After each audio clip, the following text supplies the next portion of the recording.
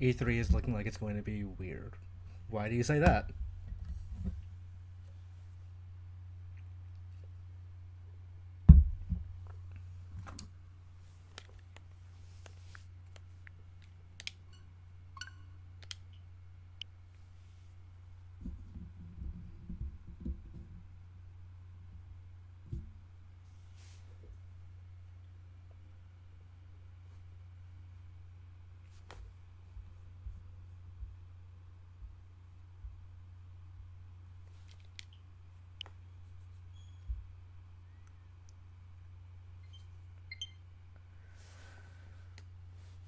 Yeah, I thought about that too. It's kind of strange.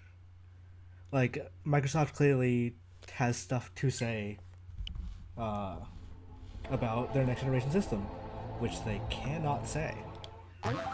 Because there's going to be a lot of people who are a lot of developers that want to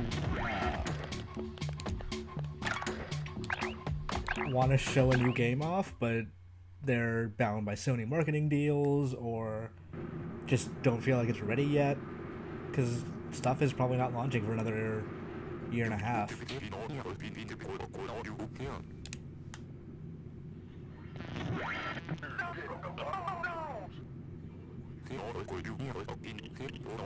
This is indeed the cat game.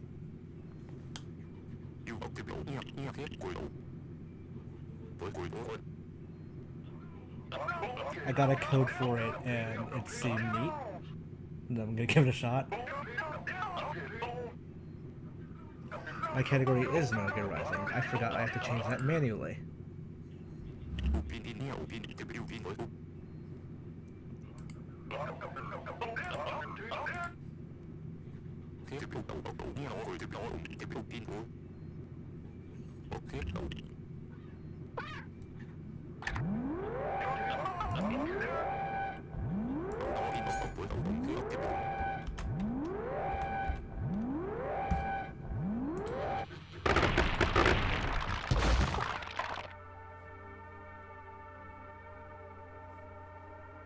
There. Theoretically, that fixed it.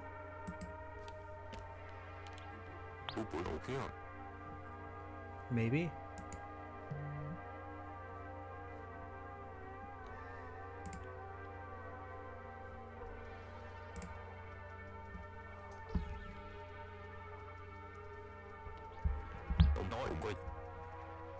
Everything should be working.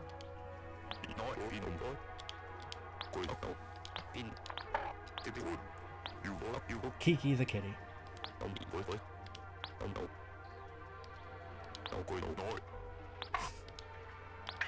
I think I played this at GDC last year or PAX or something, and I was like, was talking to the developer. I was like, does anyone on Minute who worked on Minute work in this game? Because they seem very, I guess, artistically similar. And he just kind of looked at me and like, no, we get that question a lot. No one, like, I felt bad.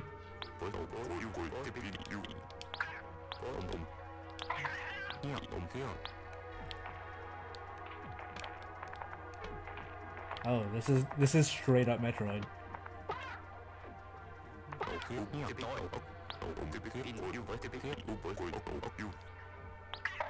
The most disappointing thing for the Nintendo reveal.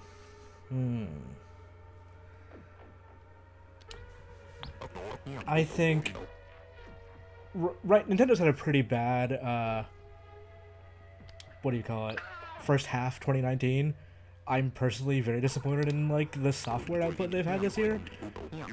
From what I've been told, the software output of the second half of the year is like surprisingly good, and I mean from what we know of like June, July alone, those 2 months are amazing.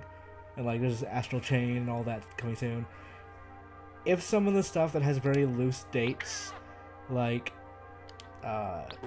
Luigi's Mansion and Animal Crossing, slips, which they might, we've not seen anything of either of those games, then those two, or like the remainder of the year, might kind of suck. Like Pokemon won't slip because Pokemon just doesn't slip.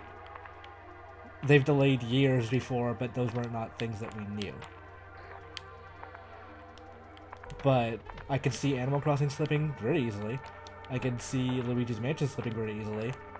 Astral Chain seems like it's pretty locked, especially since Nintendo seems to be going so hard on it. Like, the Twitter account talks about that maybe, like, once a day. It's really strange. I think because Nier Automata sold so well, I think they have, like another 4 million seller in their hands, but honestly, Yoko Taro was half the equation there. Like, I think it'll be a great game. I don't know that it's going to be a Nier Automata.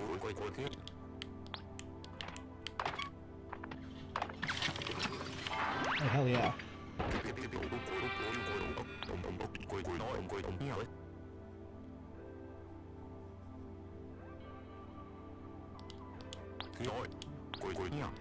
Astral Chain definitely looks ambitious.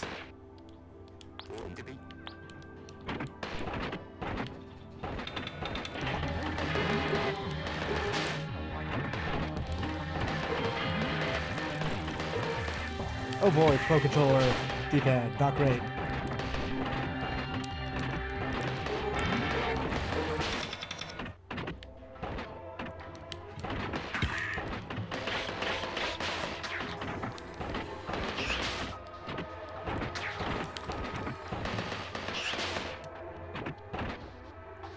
Fire Emblem I'm interested in, but I'm also a little cautious about.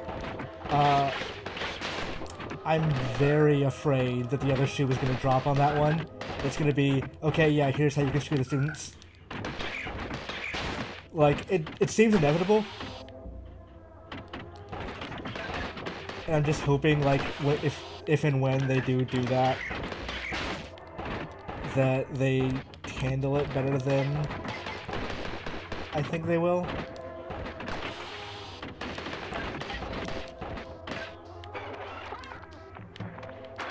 But also, my other concern with that one is Koei Tecmo has been very hit or miss recently. Like, Neo seems good, but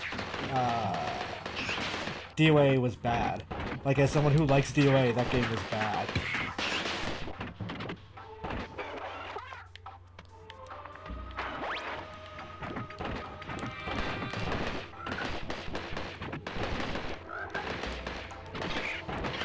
Like, the last couple of Warriors games have been bad. Warriors Orochi wasn't great. Dynasty Warriors was, like, legitimately not great.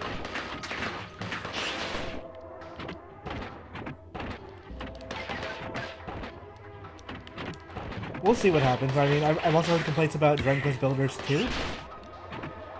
Oh shit. I'm actually not really paying that much attention to what I'm doing. Let me do that better. Yeah, I've heard complaints about Dragon Quest Builders 2, which they were involved with. So, who knows what's up with them? Maybe they just spread themselves too thin. Like, they make a lot of money off gacha, and, like, console is not their main thing anymore. Which is a story I'm surprised most people don't talk or write about that much. If you look at their investment reports, the console is, like, I want to say, like, maybe 15% of their overall business these days. Those numbers may be completely off, but it's not a huge amount. So I'm surprised they're still in it. But you can kind of see their priorities these days, especially with the way DOA is monetized and how rushed out that game was. Like, it didn't have online play or it didn't have friends lobbies for, I want to say, a month and a half. The box art for Fire Emblem is indeed quite bad. I don't know what they were thinking. Well, okay, I know what they were thinking. They thought it was like, it represents the, not duality, what's the word I'm going to look for? Triality? Okay, mechs and water don't mix. It represents the 3 choices you can make with the houses. Because obviously Fire Emblem 3 houses. But putting the guy upside down just looks so bad.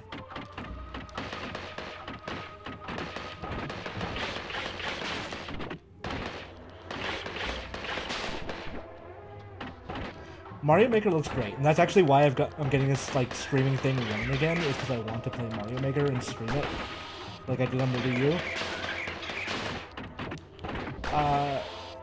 Yeah, I'm super interested, and, like, I'm very curious what why there's that like little extra space in the styles. Because like the 3D world style obviously a big deal, but I think they know people want a normal style too, like a style that you can switch with the rest. But on the other hand, that extra space is next to 3D world, so like that would be a good place to put Mario too. If you've already broken the seal of here's a style that completely breaks the rest of the game and you have to start your level over, then why not put Mario 2 in there?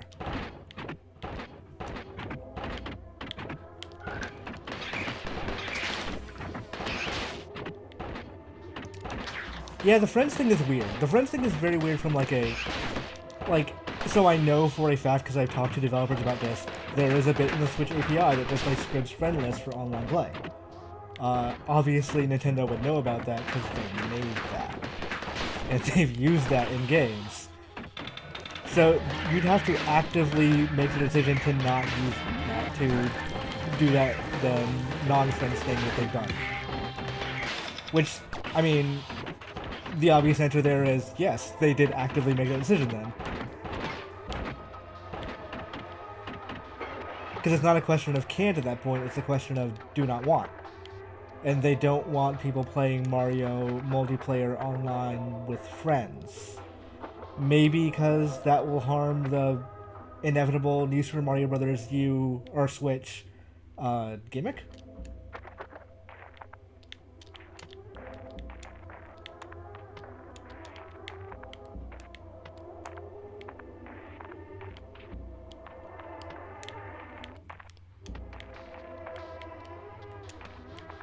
But yeah, I suspect, considering the blowback, they'll just straight up do it. They'll just patch it in at some point.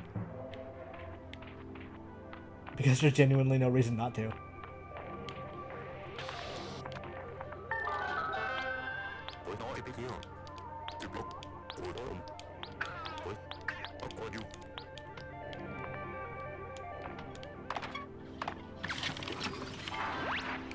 I think the leaderboard thing is just a weird excuse.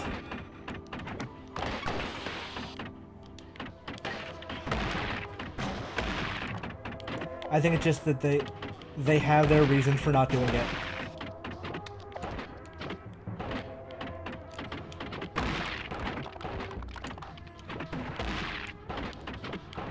And they're just kind of like sticking to, or going over whatever explanation they can get.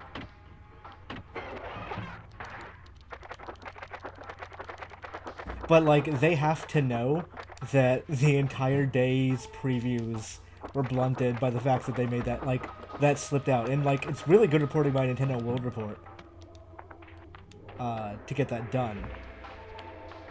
Wait, did I make a mistake? Like, to actually get that answer. And it was funny to watch, because I know the reporter who got the quote. It was really funny to see people go, oh, it was just an event staff. Event staff don't know anything. And he's like, no, it was Treehouse.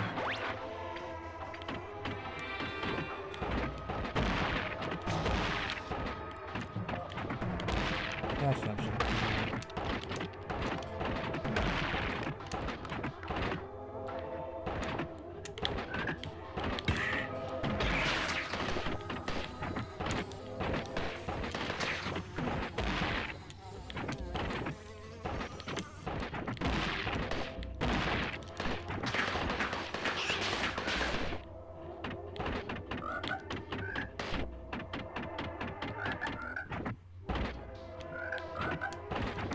I think people eventually came to peace with NSO because, like,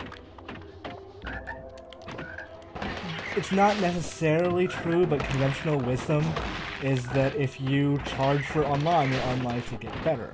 And the leap between PS3 and PS4 was fairly huge. It's not perfect. They did not do a lot of things they could have done to justify that price. But they did some things, and PS Plus is still it's an offering. You get cool stuff occasionally. I think Sonic Mania is this month, and like that's a good get. But when Nintendo started charging for online, we got Tetris, which is cool, and that's kind of it.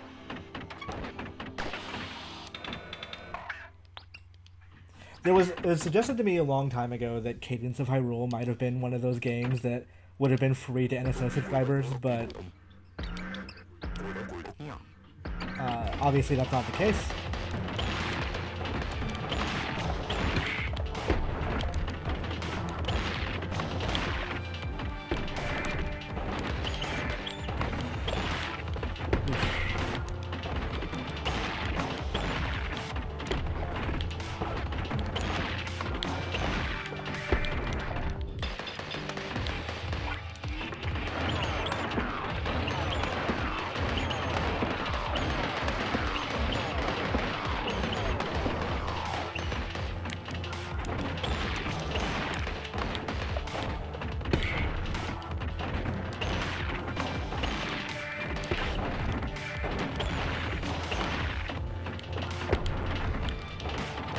Yeah, so I'm not looking at chat right now.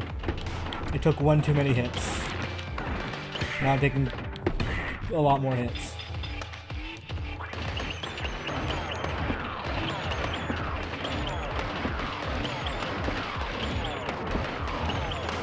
There we go. Yeah, I have 12 months of NSO. I don't really know why. Because, I mean, I don't play Smash Online that much. I play it with friends, and even then, everyone kind of stopped playing after a while. The times I do play online are when I'm with my brother, and we tag team online, and, like, that's kind of fun. But on my own, it's like, oh, I'm bad at this. I should not be playing alone in ranked competitive. And the other times where I'm not bad at it, the game is bad at online.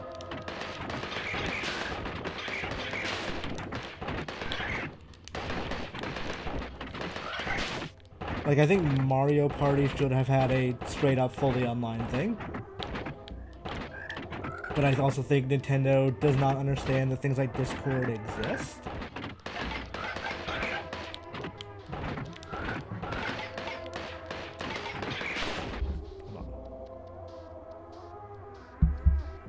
Okay.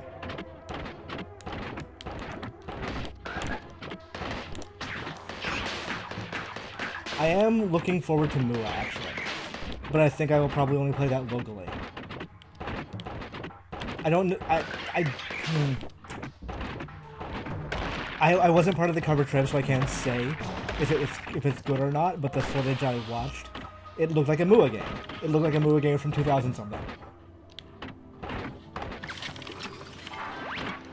Which is like, that's fine. That's what that game is supposed to be. But I think people expecting... Spider-Man really raised the bar on Marvel games. And that is a problem for every other Marvel game. I've heard enough rumors about Avengers that I think people are going to be kind of disappointed in that game at first blush. Where am I going?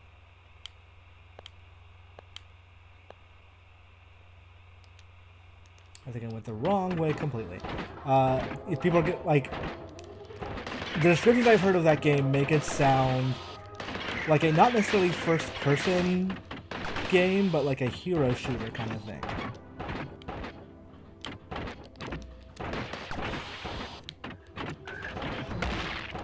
And I think that's not what people want. I think what people want is they want Spider-Man, but with 12 characters, and that game is impossible to make.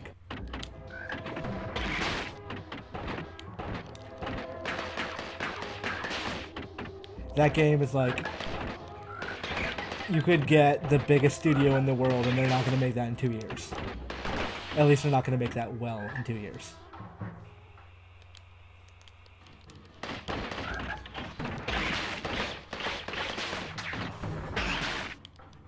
So like, we'll see what that game is. It might be better than we think.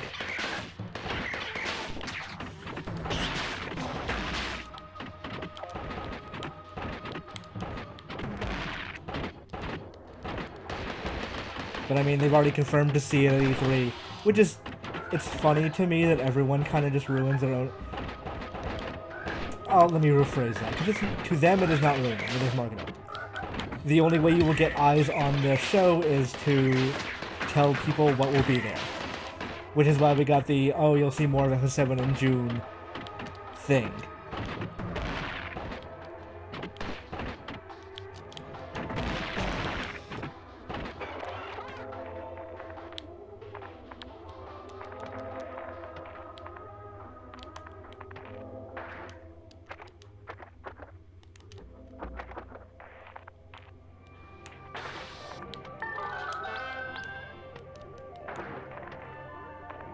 But yeah, E3 is increasingly becoming this thing of, yeah, Destiny would have, I think, been better from with Overwatch mechanics. I've heard enough about Stadia that I think they're going to do a thing this week. I'm not sure, but I believe that to be the case. There's too much smoke there. No one straight up said, hey, there's a Stadia thing this week to me. But if someone did, I would not be shocked.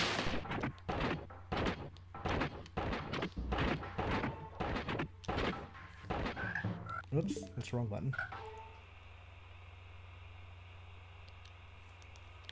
Alright, so I'm definitely gonna have to go back past the spaceship. Yeah, I think... See, here's the thing with Destiny being a hero shooter. Sounds great, but the market wants customization. And what I think the big test of this is going to be Borderlands. Because Borderlands is not a hero shooter necessarily, but it's closer than Destiny or Division or other looter shooters, whatever.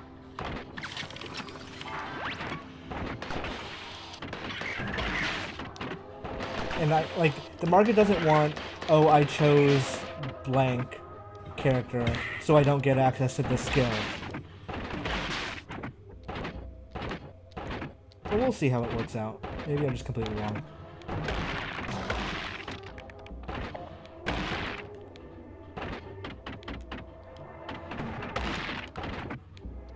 I was at that Call of Duty event a couple of weeks ago. There were some things where they were like, I think Austin Walker wrote about it, and that's why I feel comfortable saying it. But there was a line early on where they were talking about the characters, and they're like, okay, the characters are the main thing in this game. Like that's what we're hanging our hat on for this campaign. And immediately after, I think the guy who was doing audio came out, and he said, we're really focusing on the guns for this game because the guns are the real characters of the game. And obviously, he's the gun guy, he's the audio guy, he's gonna say that. But it's like, did you guys not arrange this messaging any better than this?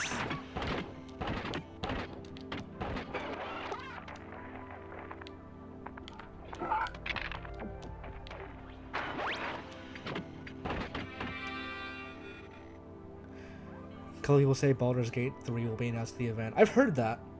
I don't think Stadia is in the exclusivity business. I think they're in the convenience business.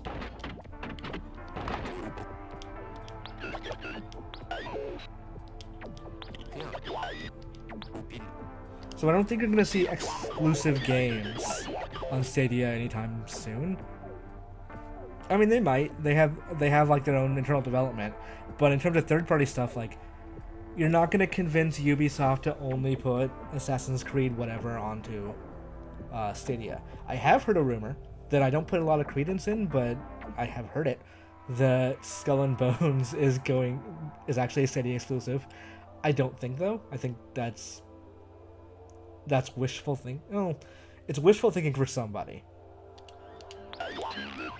I think Skull and Bones is just suffering from a reboot. The creative director left sometime, I want to say, August last year, which, when a creative director leaves, that generally means something went wrong with the game.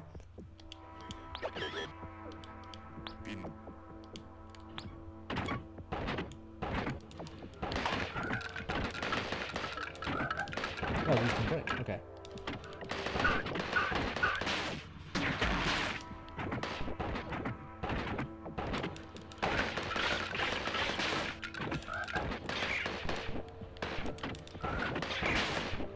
So Battle Royale is coming to the game, so Bethesda... I don't know what Bethesda's going to announce. They've explicitly said Elder Scrolls won't be there, and that,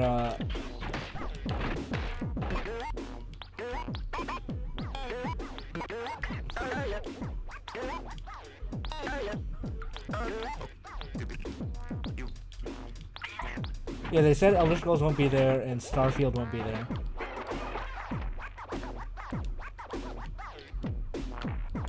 So, what's there to show? Like, Rage 2 already came out.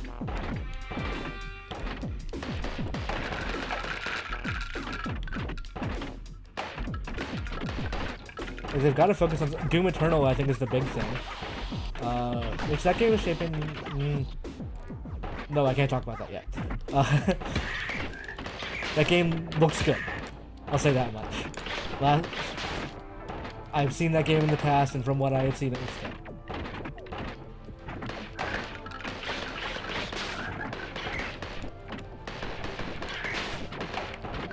But I could definitely see one rumor I heard, but I don't. Again, this is not something about Koreans, and it's people tend to say me or tell me stuff.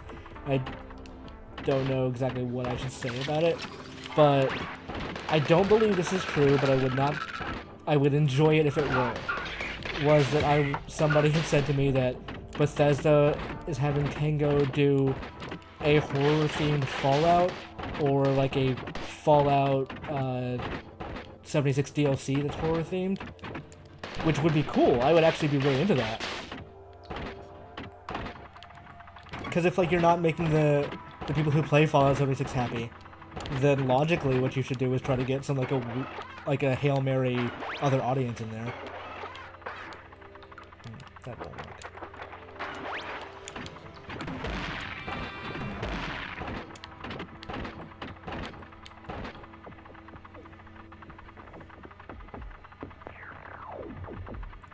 I think I'm hesitant to say that you can't really do anything with the Fallout universe anymore. Like, there's stuff you can do. Fallout 3 didn't scratch the entire surface. Like, you can go deeper. It's that Fallout 4 and 76 were both not particularly well executed and not necessarily fundamentally good ideas. Like, I can understand the desire for what you want from what Bethesda wanted from Fallout 76. And it makes sense. Like, oh, we have this game that people play once and they buy DLC and then that's it. What if we kept them playing forever? It makes sense, but is Fallout the game that you can get them to do that with? And the answer is no.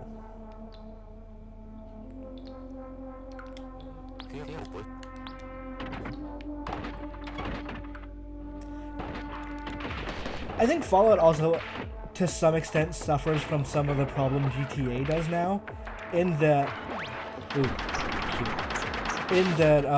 satire of Americana doesn't make as much sense in a world where American satire isn't funny. I guess I should say.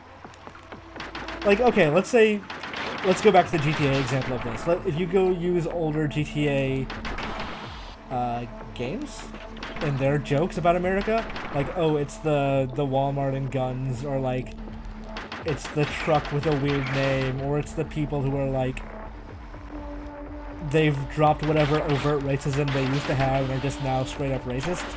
Like, that's not satire, that's just... I went home to Georgia recently. I saw some bumper stickers that you would not think were out of place in GTA. So at that point, GTA becomes like, oh, this is satire in that you would not expect this in a big city. Which, I mean, you would, and that's the problem. And I think, like, you kind of take the Fallout idea of corporations are running the world, and corporations don't care about people, they care about the bottom line. And even then, they care about not even the bottom line, they care about what they can sell you before you die. And at some point that becomes not a joke. That is just straight up what is happening in real life.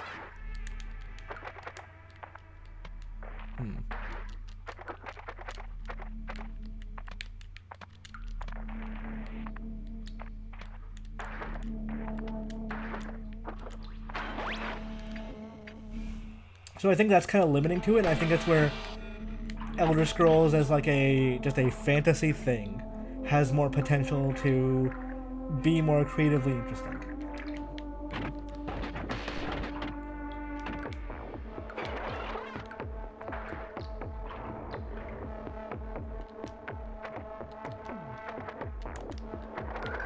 Elder Scrolls Online does fairly well. Like, it's not WoW, but honestly nothing after WoW is gonna be WoW. Not even WoW is WoW anymore.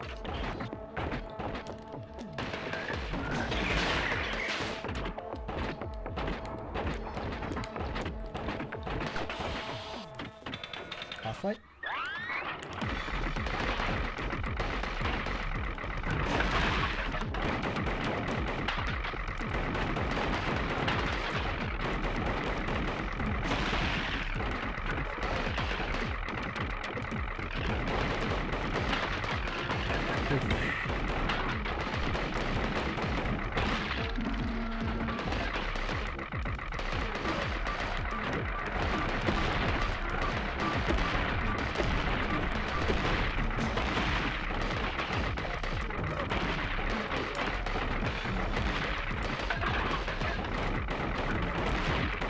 You know, it'll be interesting to see what Bethesda has at E3, because it kind of feels like they're having that conference just because they don't want to lose the slot. But also, I said that last year, so at some point something's got to give. Mikami is going to be at E3 for a business meeting. He said as much. What that actually means is, I mean, it could be he's going to sit in a meeting with someone else, but like, it could be he has a game to announce. Might be time for Evil Within 3. I was surprised to find out today because I was reading Recent Era and I was like, oh, people don't like Evil Within 2, but they like the first game more, which is surprising to me because I thought the second game was better.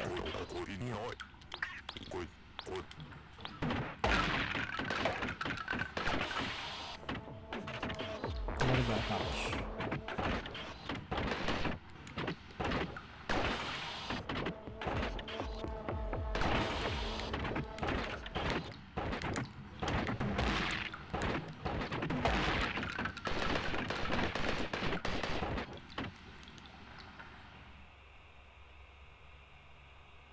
Okay, so I made a loop. But to what end?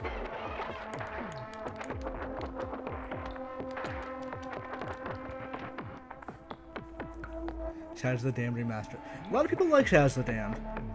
I was never a huge fan. Oh, okay. I need to read the chat more because you guys are telling me what to do. And that is helpful.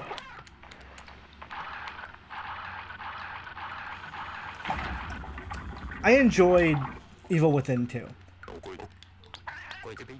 Part of it is that I did not like Sebastian at all in the first game. I thought there's a weird thing where him during cutscenes and him outside of cutscenes are entirely different people. So one example when you're talking to your partner, it's always like normal and fine. Then you read like the logs, and he's like, "Oh, Kidman has like such a sweet ass." I'm like, "What? Where did this come from?"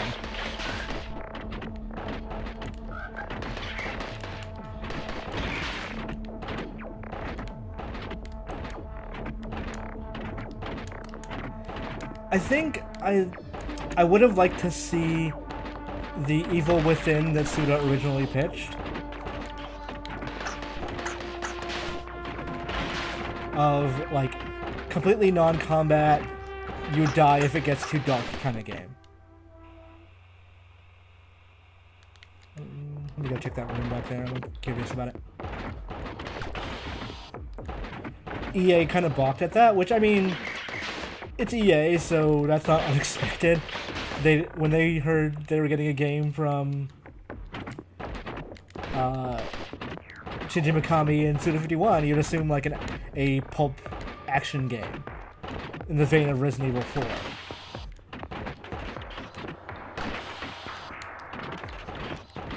Which is, I think that is a thing Mikami is aware of, and it's kind of weighing on him. Because when Scuttlebutt was that when he first came to Bethesda, the game he wanted to make was a sci-fi game. And they're like I think it was described to me as Mass Effect like. And they said, no. Make a Resident Evil. Make the thing you're famous for making. That's why we bought Tango. So they made Evil Within. Oh shit, yeah, I can't. They made Evil Within, and then Evil Within sold really well as probably the best-selling horror game of up until like Resident Evil and all that came out.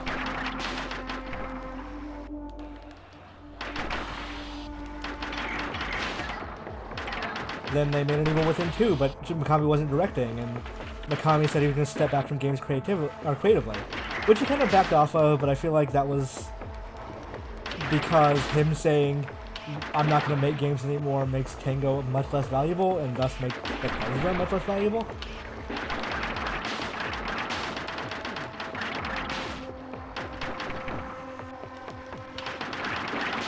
But I'm not sure his heart is in it anymore.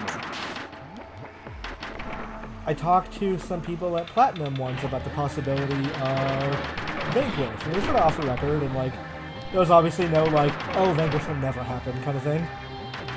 But they're like, nobody wants to do that because we don't think we can do it well without Mikami, and we don't think we can get him back to do it. It's like, all right. I mean, that actually makes total sense.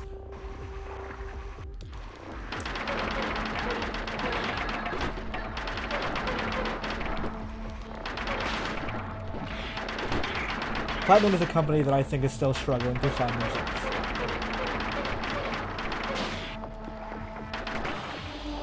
Like, they had it good for a really long time, and then a bunch of things happened that are all... There's lots of rumors about what happened with what. But they're closer now than they've been before.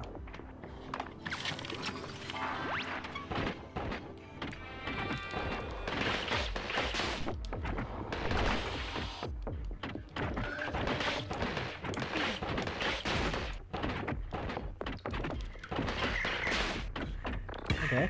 Apparently I can't stand on that.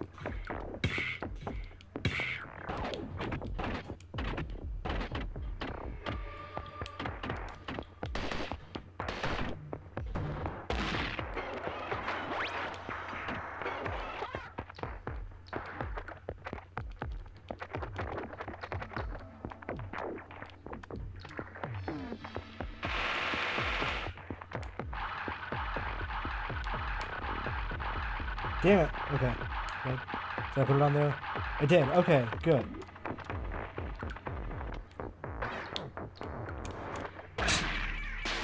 Didn't matter. Alright. Inaba has said they're transitioning to a beta structure, and yeah. We'll see how it works out. I expect that they're going to start doing more mobile stuff. Okay. Was that game announced? Yeah, it was. World of Demons. I have been trying to find out where that game is for, I want to say, about 4 or 5 months. They will not tell me. DNA says it's still in the works. I have contacted their it really took a long time to actually pry that answer out of their PR. But they do not want to talk about it. There's like, whatever happened, they're not talking about. So I think that cancellation is a big problem for them. Let me rephrase that. I don't know that it's been canceled, but the fact that that game was supposed to come out last August and didn't is a bad sign. Not even last August, it was last July.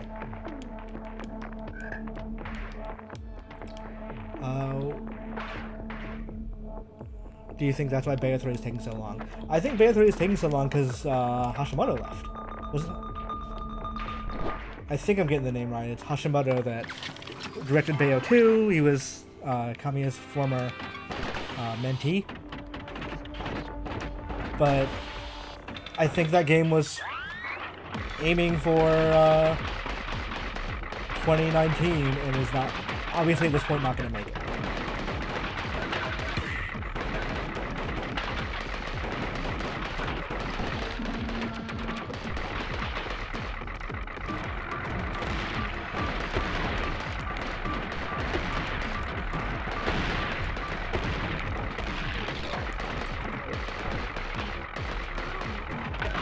Like I said before, whenever a creative director leaves, that game is changing massively.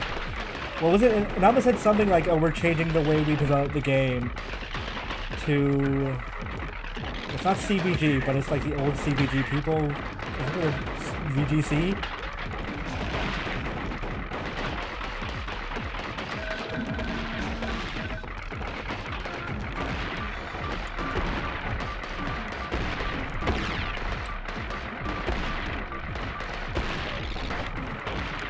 I think Platinum suffered quite a bit under the Activision regime, I guess you could say.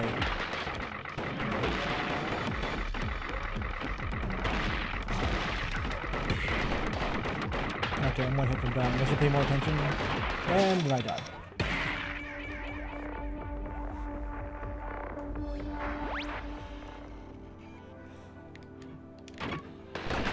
I've heard different things about FF7 and what that project is now. There was some optimism at some point that they could actually get that entire game completed by their initial release date. Which, I don't know when that is, but I still stand by the idea that Square expects something big software-wise this year.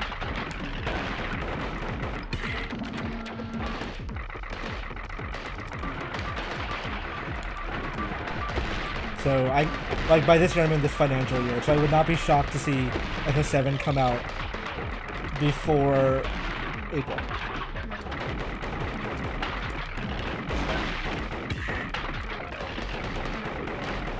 I think what I need to be doing is diving underwater. Nope. That was, or it might have been a good idea if I did not screw it up. Yeah, Activision Platinum thing was them giving them a shoestring budget and release date, and kind of getting the results you would expect from that.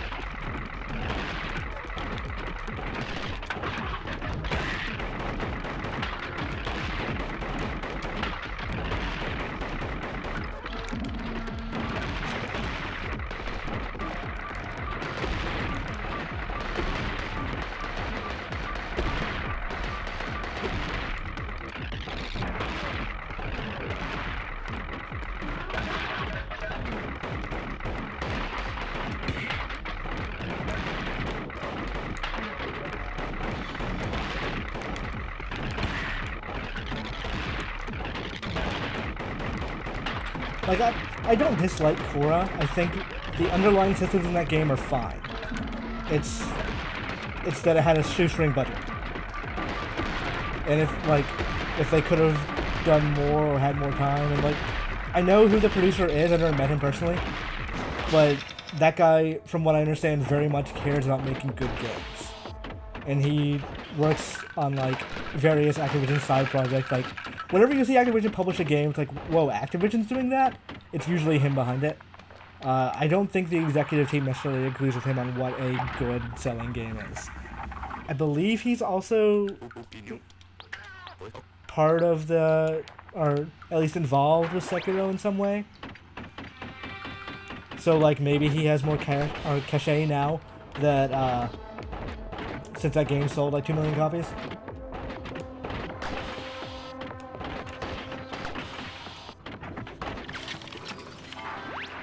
Yeah, Platinum should have kicked ass in Turtles game, and given the right developer, they would have, or right publisher.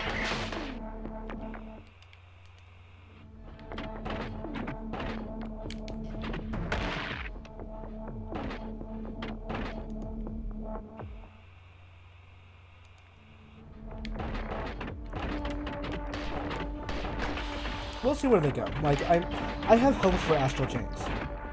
I don't think it's going to revolutionize anything.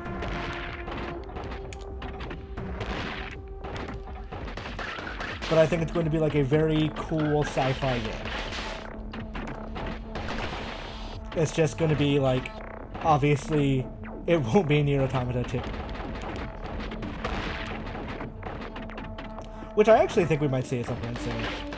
Like, maybe not Automata 2, but a new Nier game. They wanted something for the 10th anniversary of Nier, which we're coming up on. When I talked to Taro about a sequel, he mentioned to me that the last... For Automata, what they originally wanted to do was have a kind of... not necessarily, like, current timeline sort of thing, but...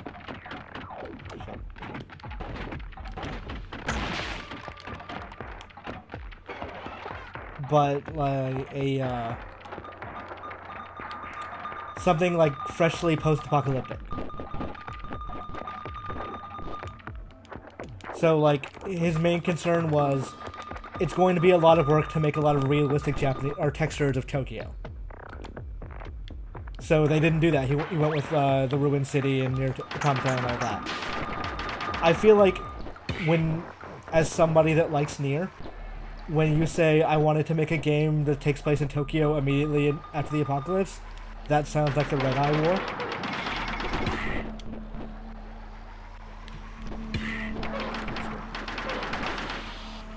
So I would not be shocked if he does that next, because like the upshot of that conversation was, oh, Platinum could actually do it. So I just didn't have enough faith in their capabilities.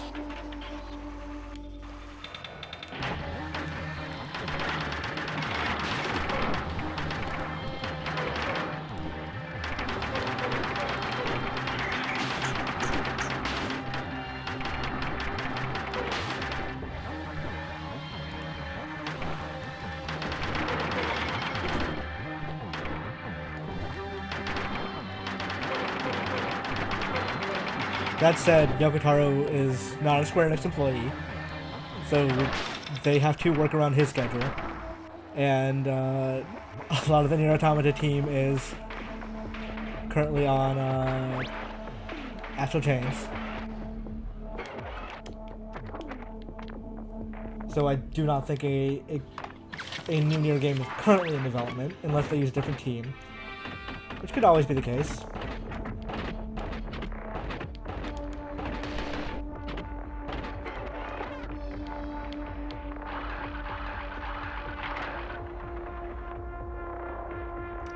Do I think Star Fox Racing will ever see the light of day? As far as I know, if that game does not show up at E3, then it is canceled.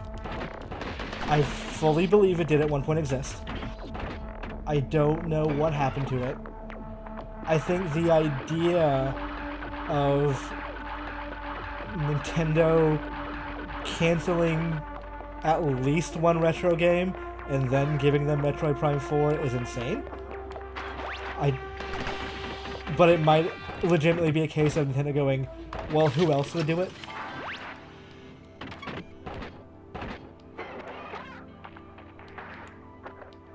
I don't know what retro is anymore, to be perfectly frank. Like, a lot of people left. Are they just the American team with, like, American sensibilities?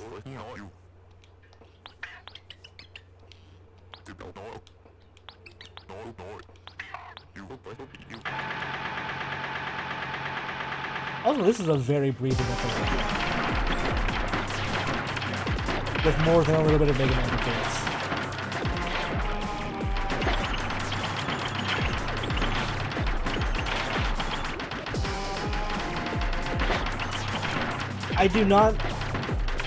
I could see a future where retro games is closed down.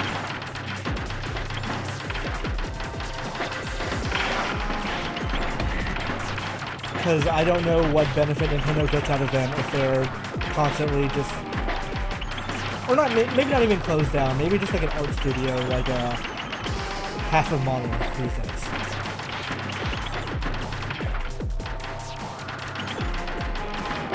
Because like there's probably a book to be written about how poorly managed that studio seems to be. Whoa!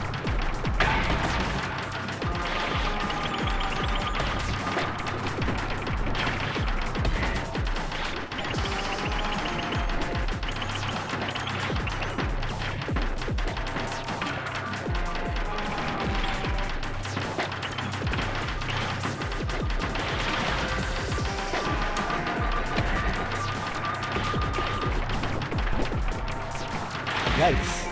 That gets intense. There are a lot of good people at Retro still. They can make a good video game. I suspect if there is mismanagement, it is at the hands of Nintendo. There have been constant rumors about them not being able to work well with Tanabe or Sakamoto.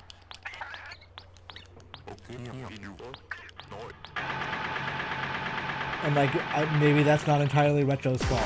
Especially considering what happened with Metroid Prime 4. Like, from what I had heard, they were trying a very, like, split studio thing with, like, God, was it Bandai Namco Thailand? I don't remember off the top of my head. But, like, it was a Kyoto-based Nintendo studio. And some Bandai Namco helping, and it wasn't going well. And from what I understand, like, at some point Retro stepped up and said, hey, we have a pitch for this game. Do you want to see what we can do with it? I think maybe not even as, like, give us Metroid Prime 4, but do you want us to be one of the studios that works on this? And if that's the case, if it's do you want us to help out versus, you know, work on it completely, what I could possibly see has happened was they thought they could handle it as an ancillary duty to whatever other game they're working on, whether that's Star Fox Racing or, you know, whatever. And Nintendo was like, what game you're working on isn't working out, so we're just gonna cancel that. You guys are doing, we like this pitch, do Metroid Prime.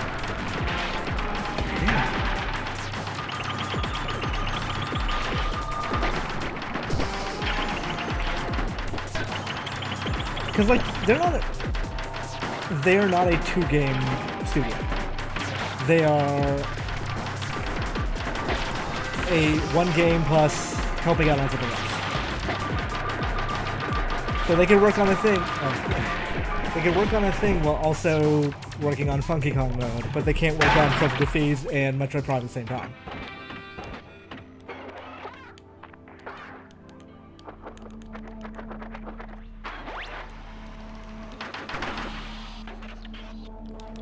Bandai Namco does indeed make a lot of games.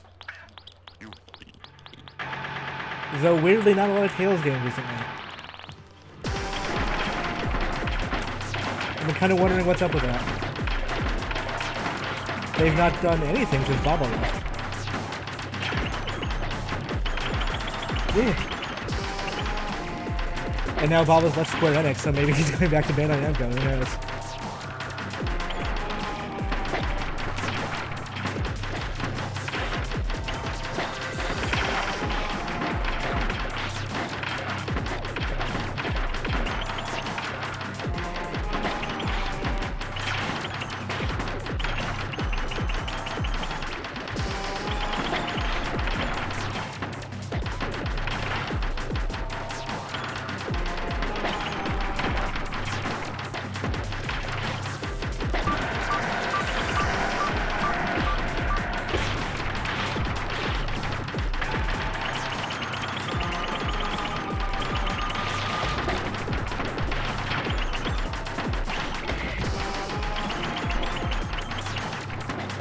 As someone that goes to E3, like, the press conferences are still my favorite part.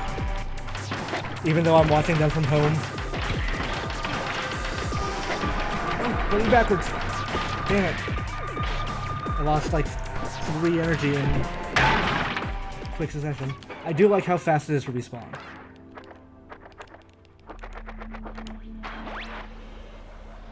I wonder if there are any tails.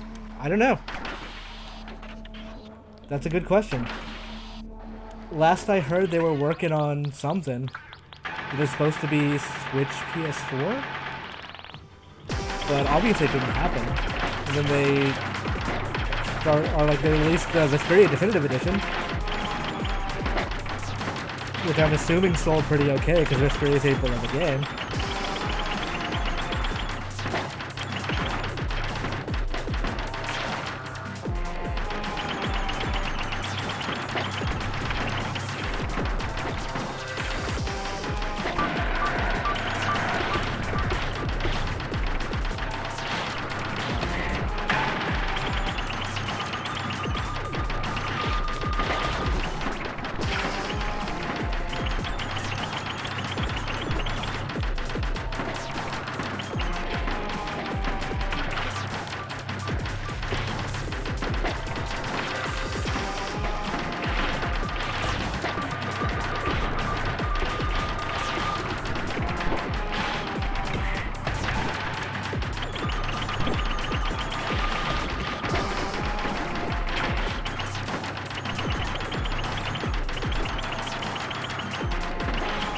I kind of hope we see something cool from Capcom this year. I feel like we're off schedule, so it's kind of hard to say.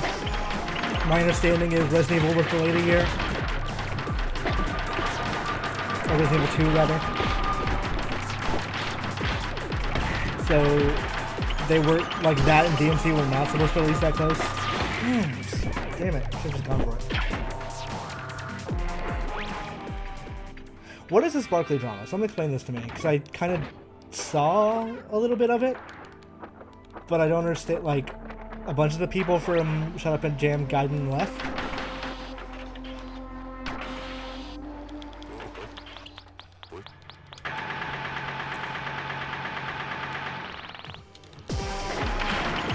I like the idea that Monolith Soft is working on a Zelda game. Like, why the hell not?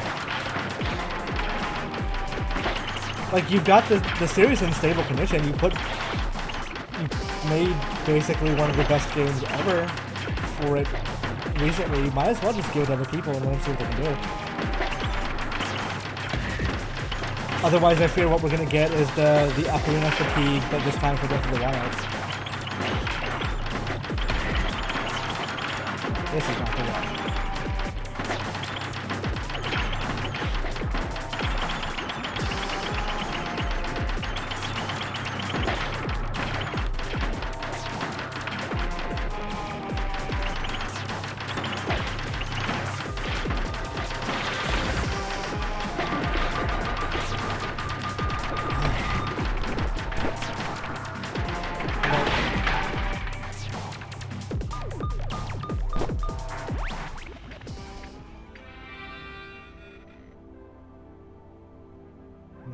With the Kickstarter update. Oh yeah, that game was kickstarted, wasn't it?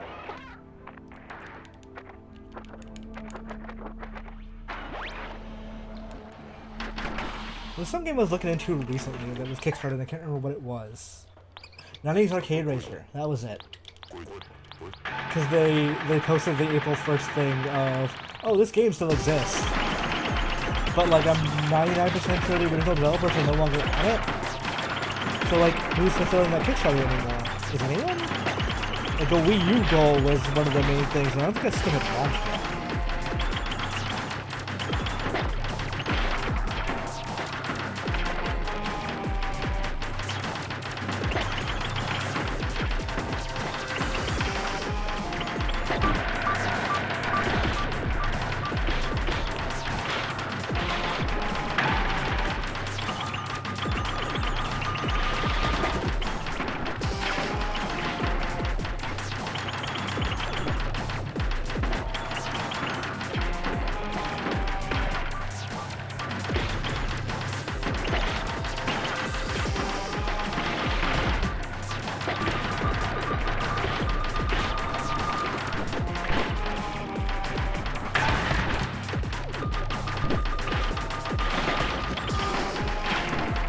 Nicholas is kind of a bad publisher. I mean, I don't know that I'm gonna like outrage anyone by saying that, but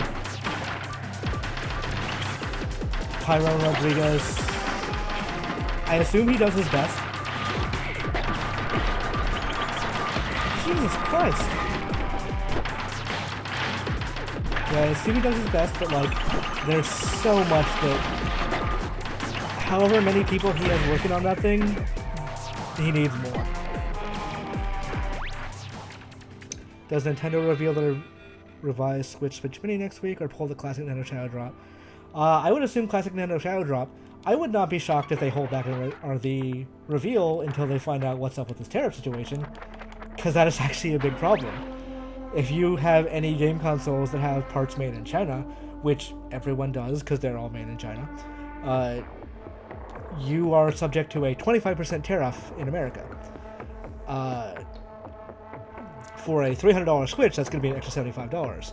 They eat the cost now because it's I want to say it's like a 1.5%. It's not huge. It's something that they just eat off a normal like pricing, but 25% is too much for them to do, and I expect that if that is the case, that those tariffs go through, then what they're going to have to do is they're going to have to price the system much higher than they thought they would in every country, not just the US.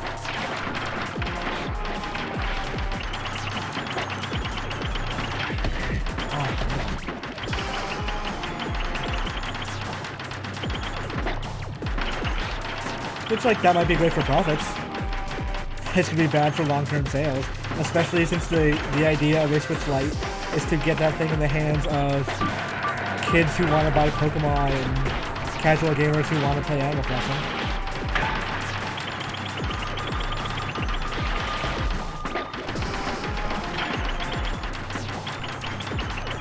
I don't think that tariff's going to go through. Like, Congress is going to have to step in, especially on the Mexico one, because that will wreck economies. It also doesn't stop immigration. If you wreck the Mexican economy with giant tariffs, people are just going to come to America for better jobs. Like, it solves literally nothing.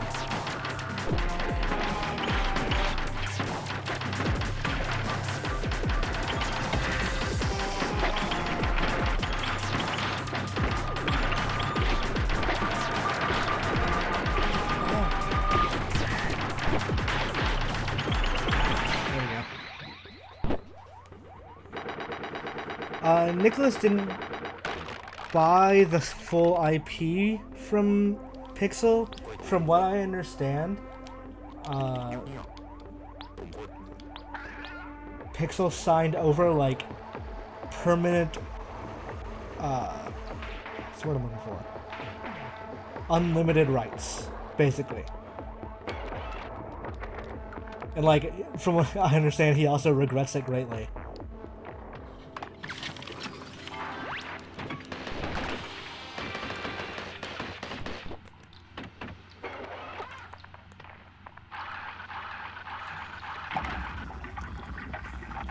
What are the things that...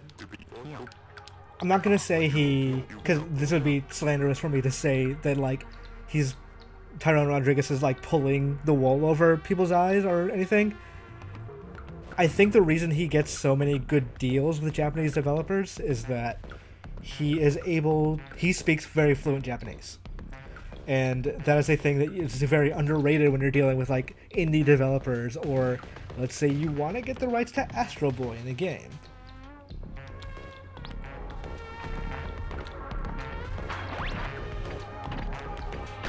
It's like all those things definitely help.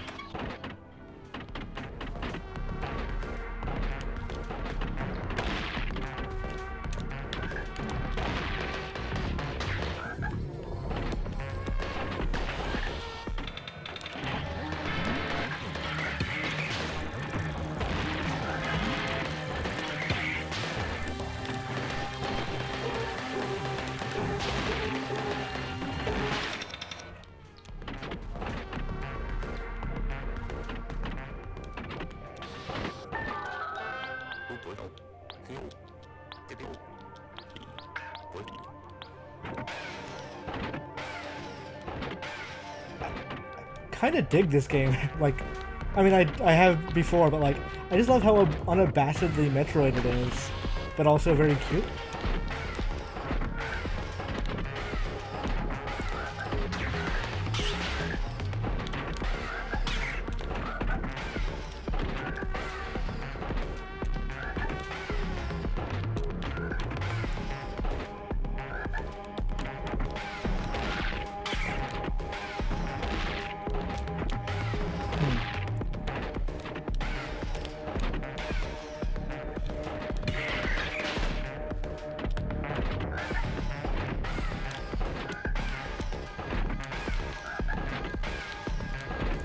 Oh, okay.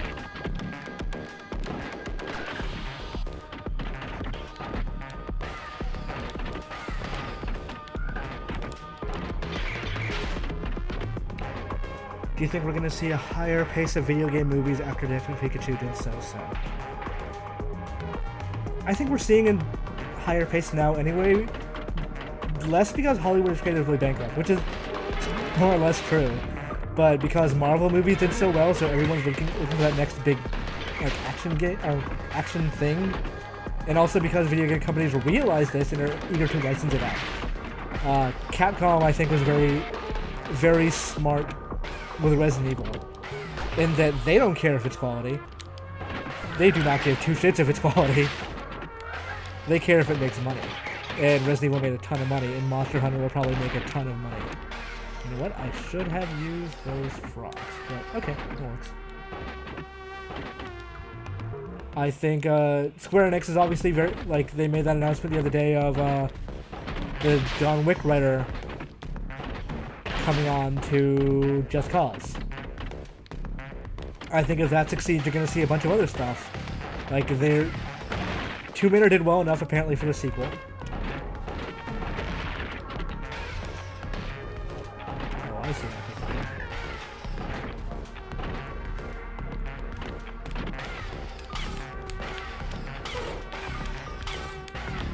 Damn it.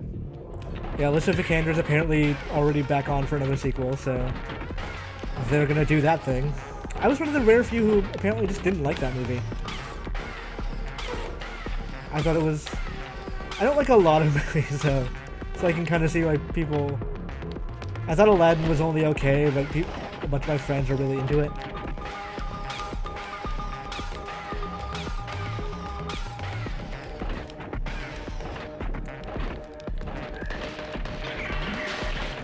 I think since Detective Pikachu did so-so, what's more likely going to happen is that there's going to be some... What's this?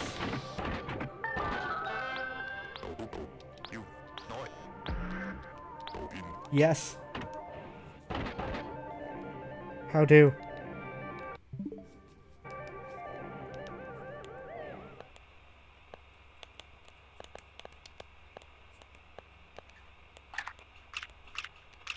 Let's try it.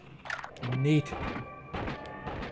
What's probably going to happen after Detective Pikachu is the Pokemon Company is going to have more confidence in this idea.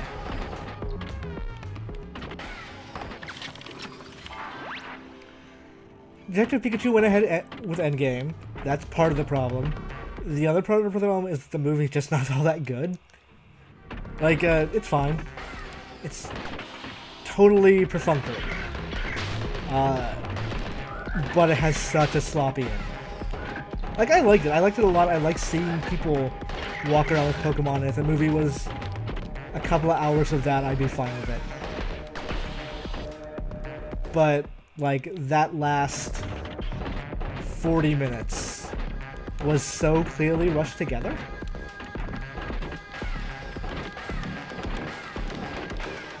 Like, none of the villains' motivations made any sense. Like, there's foreshadowing for a lot of stuff in that movie that just doesn't pay off. Keep pressing the wrong button. I do that a lot on the Switch. I should be going right.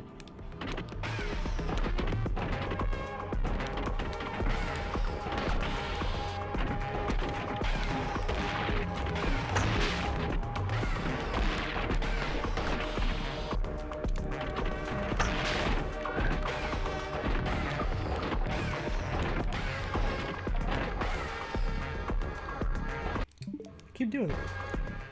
Alright, I've seen everything there is to see here. Except for that one room where I don't feel like going here.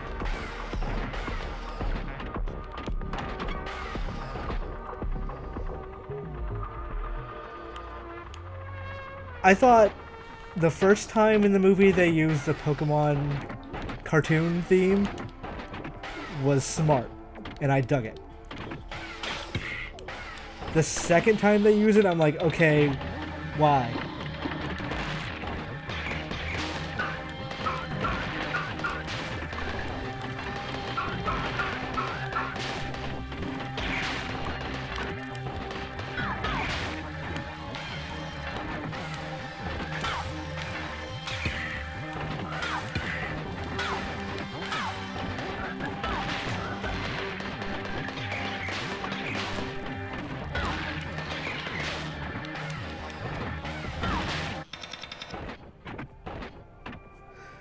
Would you say Detective Pikachu is the best video game movie?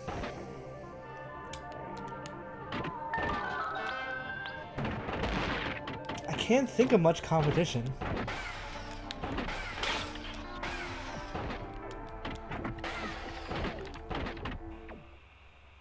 Like, it's probably up there.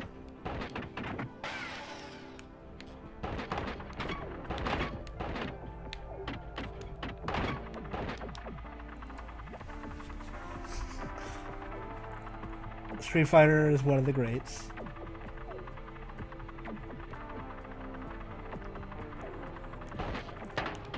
Phoenix Wright is alright. Yakuza movie, if you re-edited it, would be a lot better. Like, so the problem with the Yakuza movie is that so part of these stories of Yakuza, the Yakuza games, are the side stories.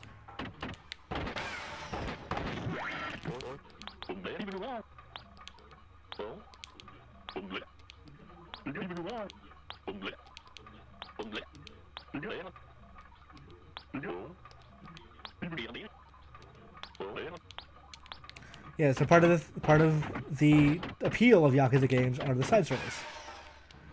So the director, who I want to say was Mike.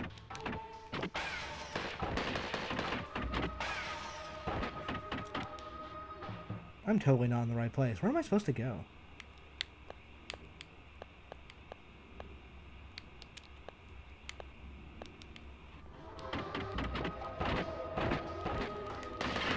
So, like, he just puts, like, there's a main story, and then for, like, an hour in the middle, there's just side stories.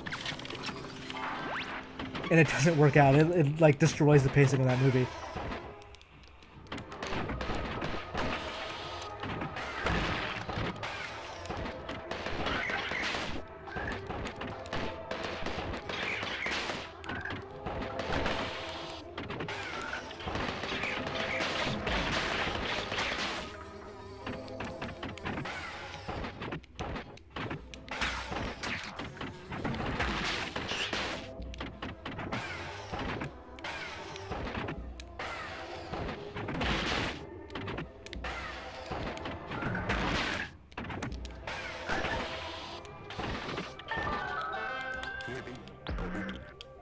I like Loop better.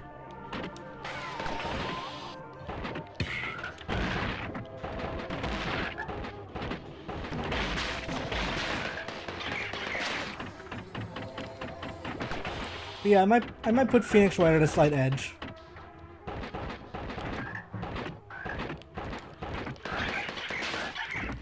I'm really shocked we have not seen a new Phoenix Wright game in a while.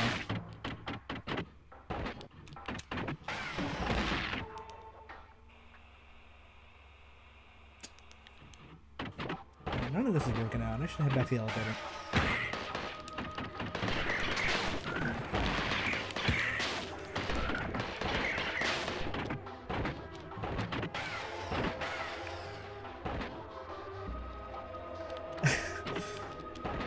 E3 traffic. I need to double check where I'm staying this year, because usually it's like a hotel in Koreatown and like the traffic is not that bad. This year I'm staying at an Airbnb where we're like filming the podcast. So I need to figure out how I'm supposed to get to E3, because last time it was just like a walk from the studio to the E3 floor. But if I take an Uber, that's going to be a pain. I don't like LA. I don't like visiting LA because it's always such a pain to get everywhere. And it does remind me a lot of living in Georgia, where like the sprawl is so much that everywhere is a 45-minute car ride at minimum.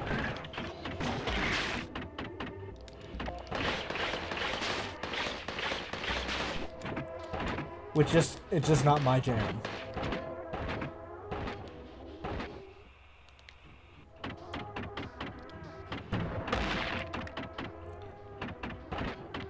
But yeah, with Golden State pretty much always being in the finals, I'm used to Final Mania.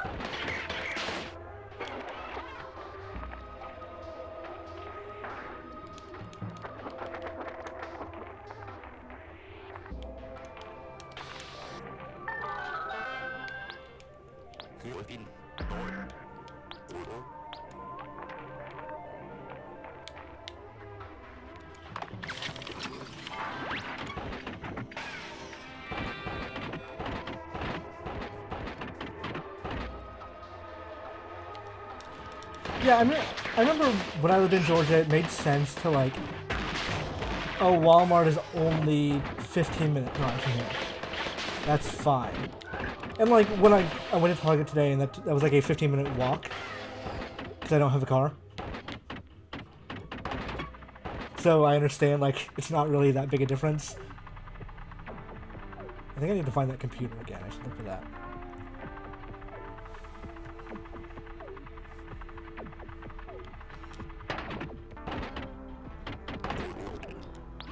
Found it.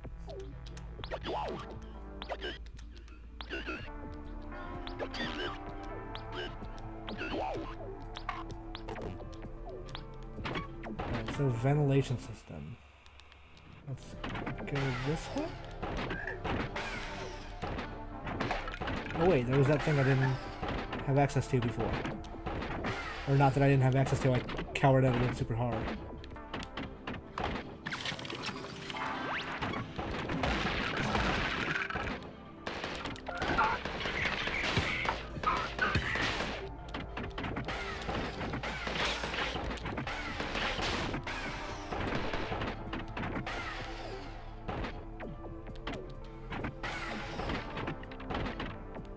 No, looks like I have indeed been here. I'll get that right someday. But not today. Let's try going all the way left. See what we can find. Nothing. Okay.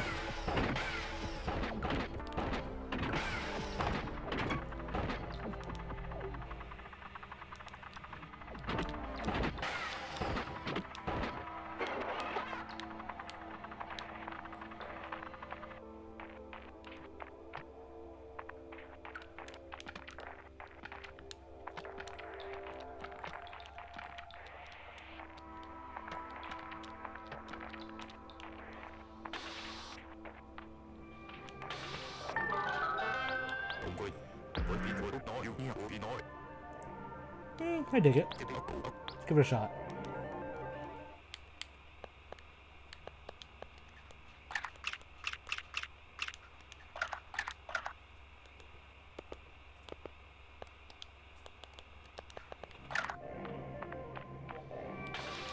That is high contrast.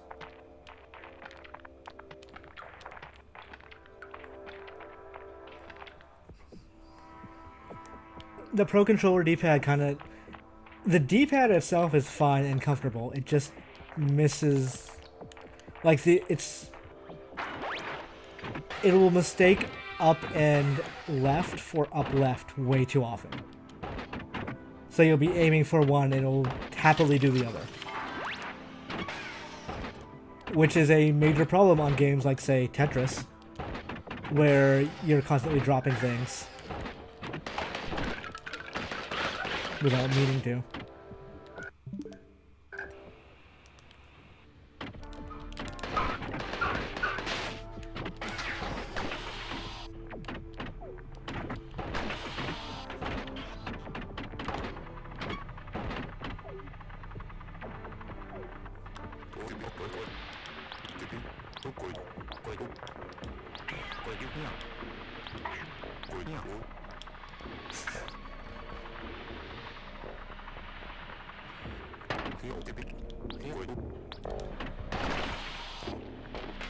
I have been thinking about getting one of those, like, 4D D-pad Joy-Cons. But one, they don't have, like, just normal colors in America. They only have, the Link and Mario ones. And two, I don't like that they can't be used wirelessly at all. Because I don't always use my...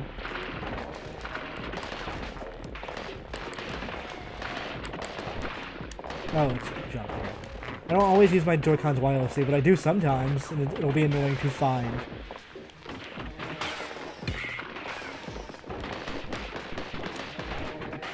Like, the right Joy-Con and make sure it's charged and all that. Like, when I was on the plane, I was playing Final Fantasy 12. I just put it on the, tray. Just used that. Like, that was a more comfortable experience than just holding it in my hands and looking down.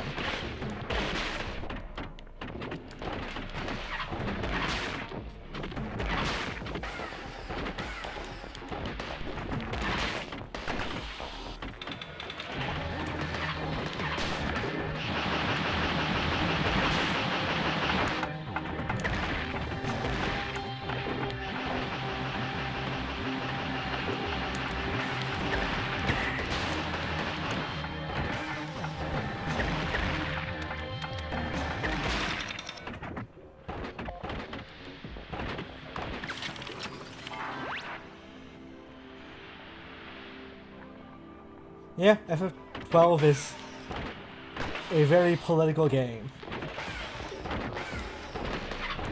Which, I mean, it makes sense. It's, Matsuno. Matsuno always has things to say, whether or not he couches them in medieval fantasy or not. Nope.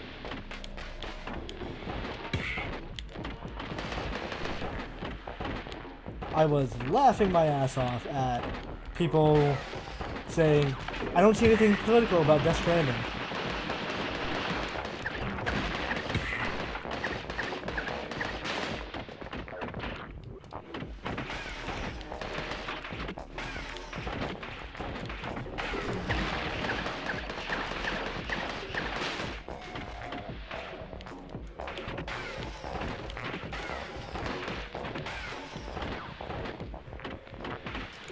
I'm eager to play Metal Gear Solid 3 again soon. I haven't done that in a while. I think last time I played it was a 3DS version? Or maybe I was one of the HD remakes. Come on. Whatever.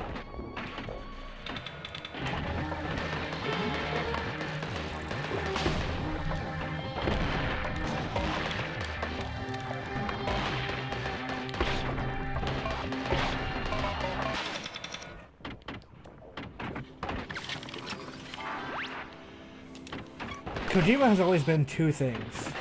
Very political and very weird. And Death Stranding looks like he's got enough money to do both.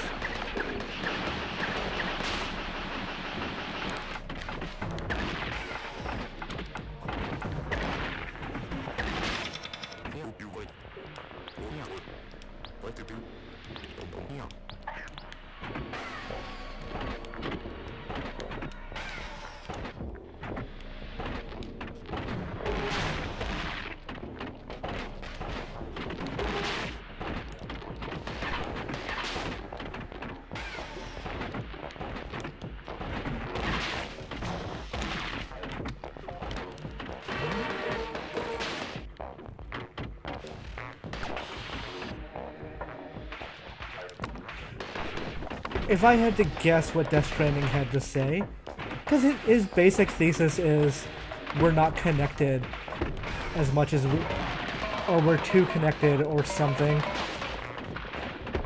So I'm hoping it's not just old man yells at cell phones. That would be disappointing if that was what the message of Death Stranding was.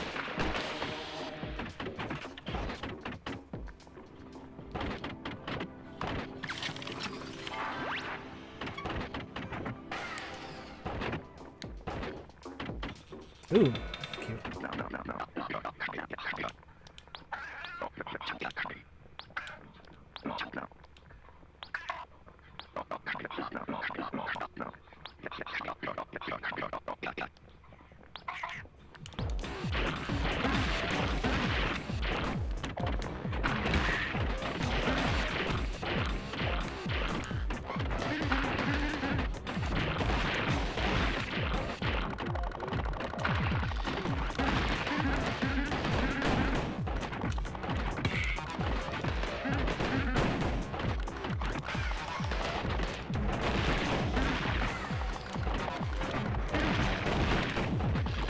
Nope, can't. Spin jump into those.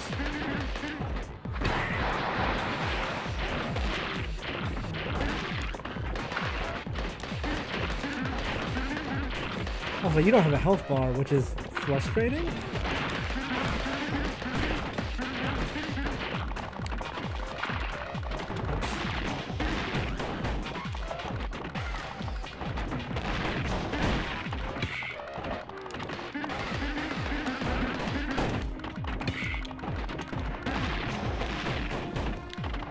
Okay.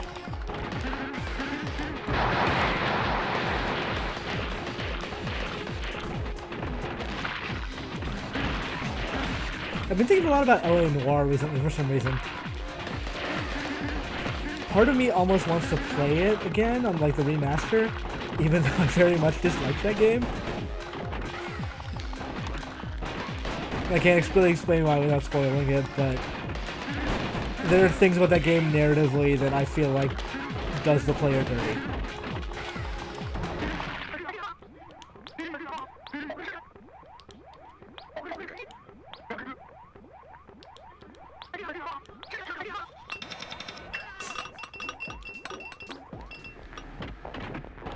I pretty much always get a kick out of seeing the cute little cat face.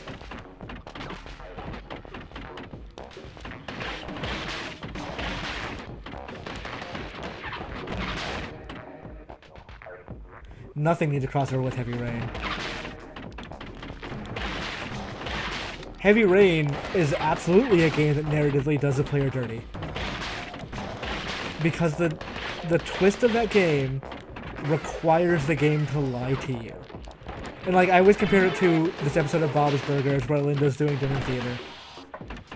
And she, like, her big twist for dinner theater is she's going to say, but I'm not the murderer, as the narrator. And then the twist is, but the narrator was the murderer. And that's kind of what Heavy Rain does, and I hate it for that. It makes me so angry.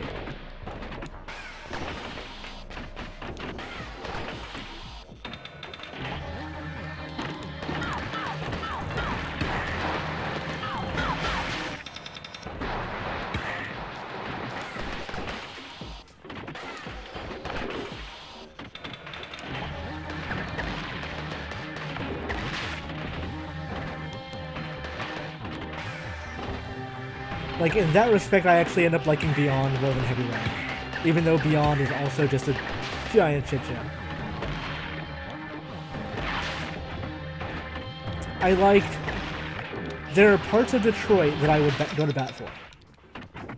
But there's other parts that are just so awful. Like the last... 10% of that game. Very bad. But, like, the Connor... what's his name? Clancy Brown sections. Great. Fantastic, actually.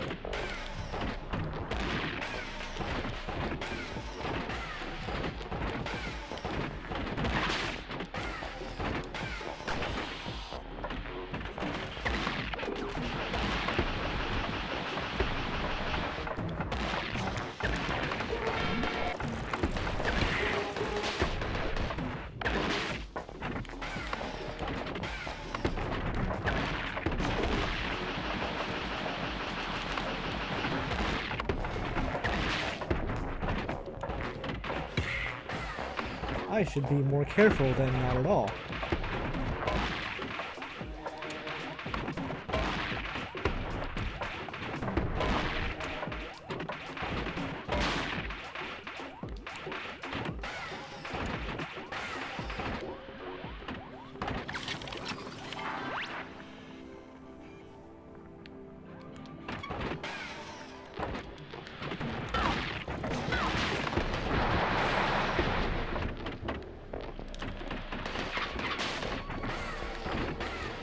I mean,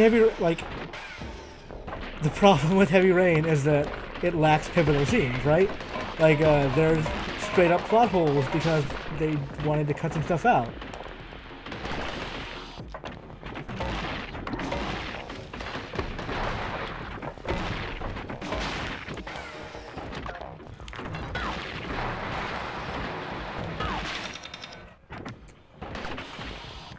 Heavy Rain is a game that has 2 to 3 good moments.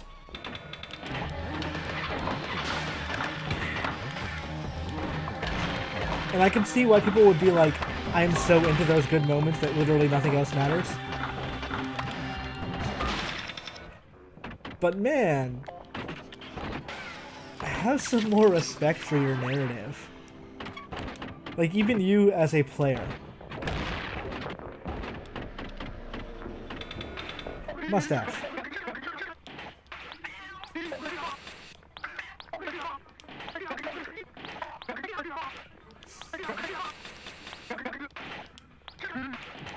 I'm into this game's personality, even though it is like the same indie game personality that all games have.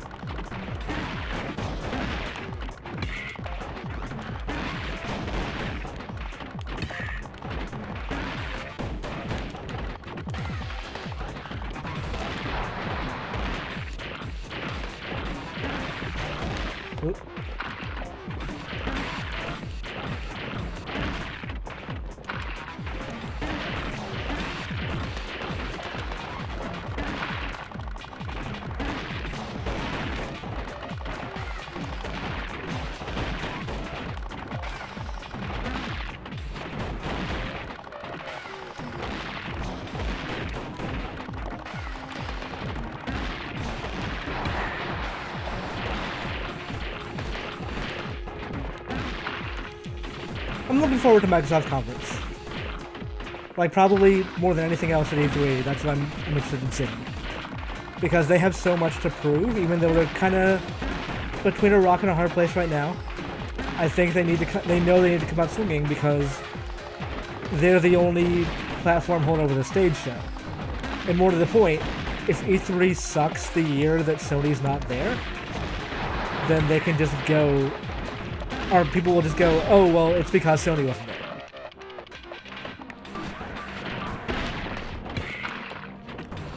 Like, that's a bad look for them.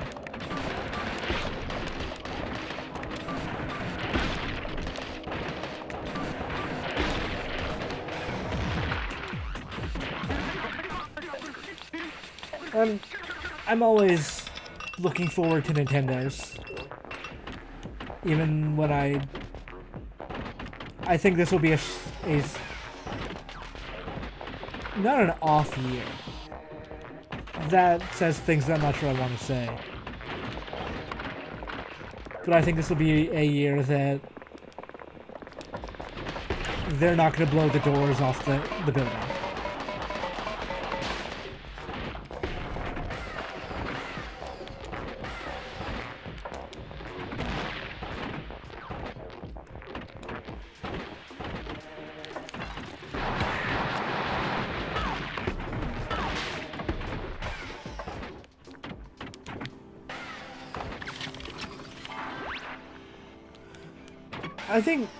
I think Nintendo's focus of we want to have one game at E3, and that's what we want to have our show about, makes a lot of sense when you look at the sales of that particular game. it makes less sense when you look at the sales of everything else. E3 is a marketing tool.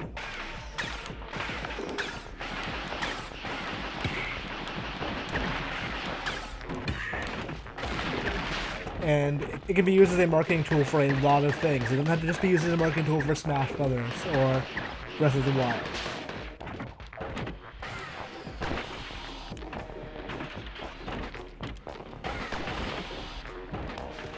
Did I not do that?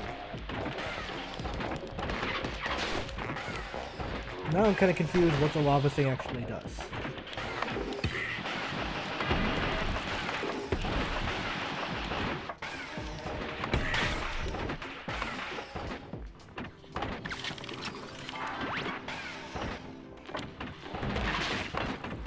I would like to see Nintendo take Switch success as a platform holder and use it to turn it into the same way that other first parties act with third-party developers.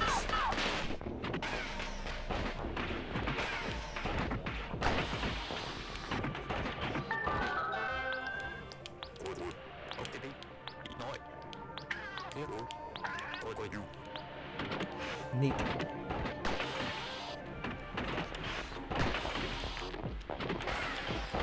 Like, they're really behind Daemon X Machina, and I don't understand why. Like, that demo wasn't great.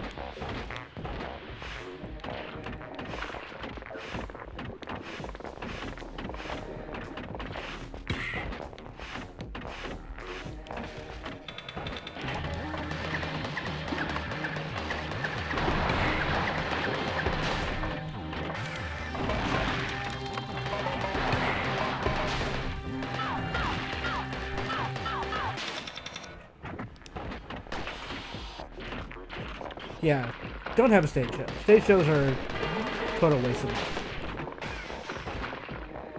They're a total waste of money, and they're bad most of the time.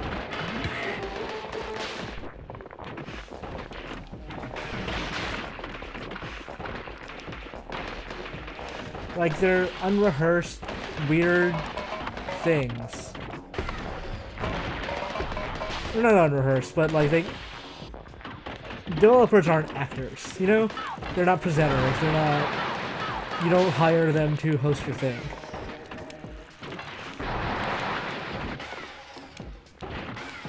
So, like, there's a genuine quality to it, but at the same time...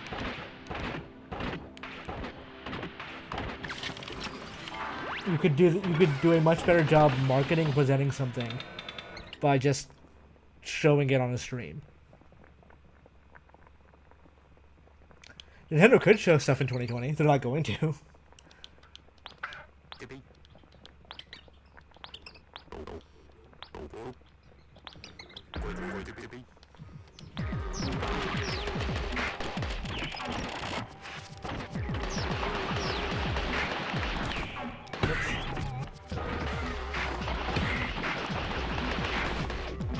Oh, this is rough.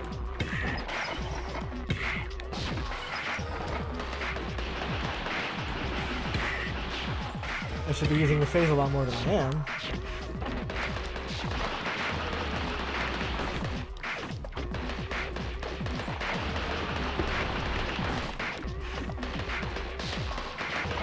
I'm also not hitting them all.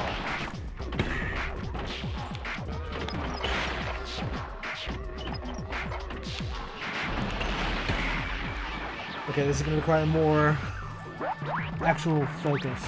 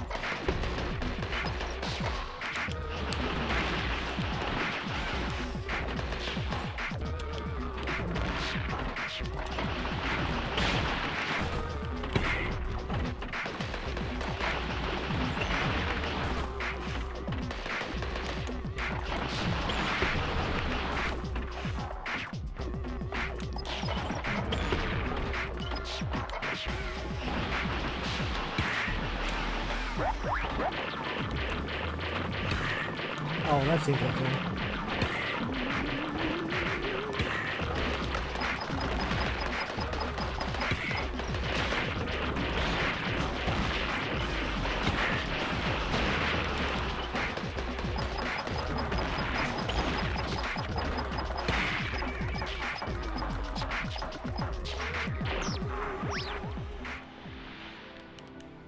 Yeah, the Spider-Man trailer was weird. Like, I think they wanted to just do a tease of like, oh, who could that be? But the part of that dialogue straight up says, oh, it's 5 of your greatest villains at once.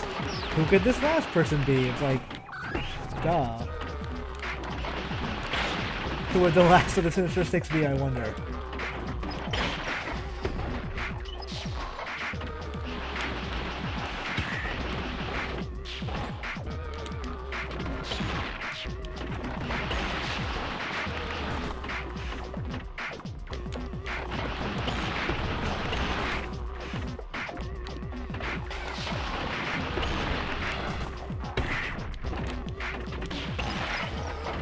Okay, now this thing again, which is... Oh no, not the same thing.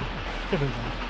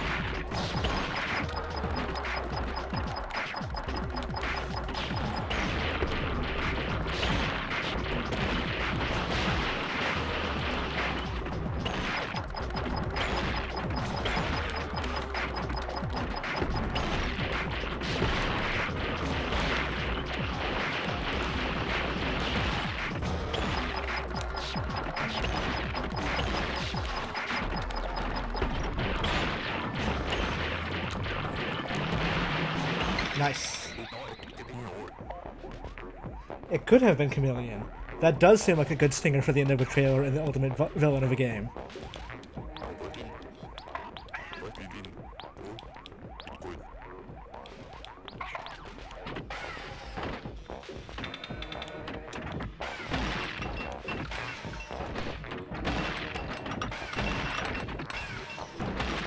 Whoops.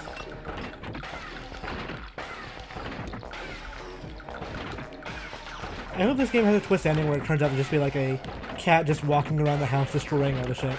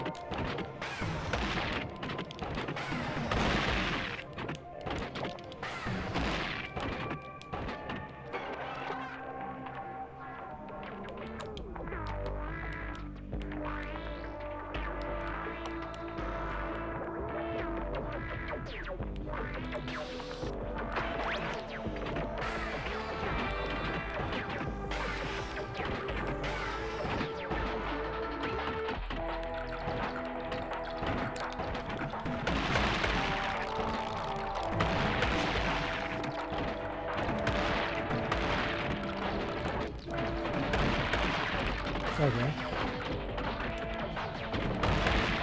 Oh, there's just where all the lava went. Okay.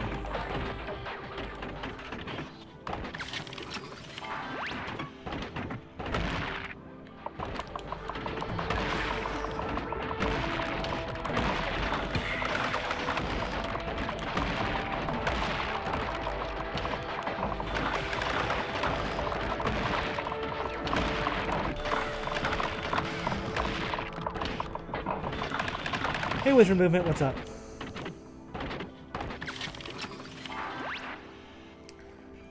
speaks to a streamer who plays Mario Maker for a living and 3 people who have played it much. It seems really mismatched. I imagine some degree of it is PR. Like, they don't want anyone who has had, like, any issues in the past, or might not be, like, or might talk smack about the game, or whatever.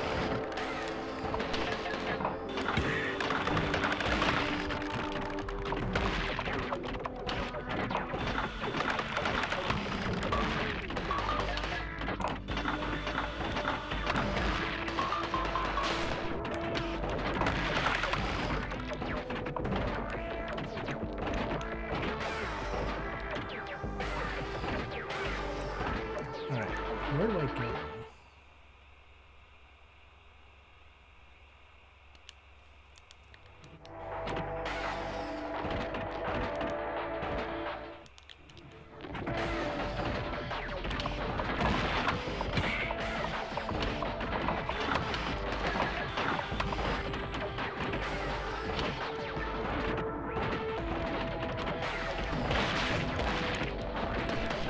I imagine if I were Nintendo, I would care less about who could do a good job and more who would say Super Mario Maker 2 is the best. There was a thing, I want to say it was a Smash 4? The Wii U game, where they brought in a bunch of players and some of them were Melee players, and like one of them, after the event, after the tournament, was like, yeah, this game isn't as good as Melee. I'm really afraid that Nintendo's going to take down Project M because this game is just not as good. So I think they want to avoid that particular thing again.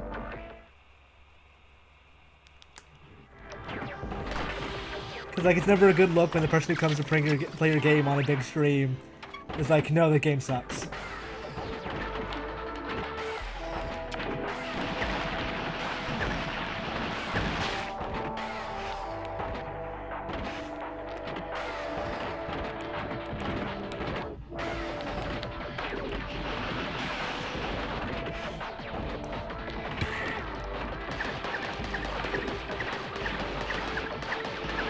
Yeah, it wasn't Hungry Box, it was, she's a woman. Peachy? Something like that?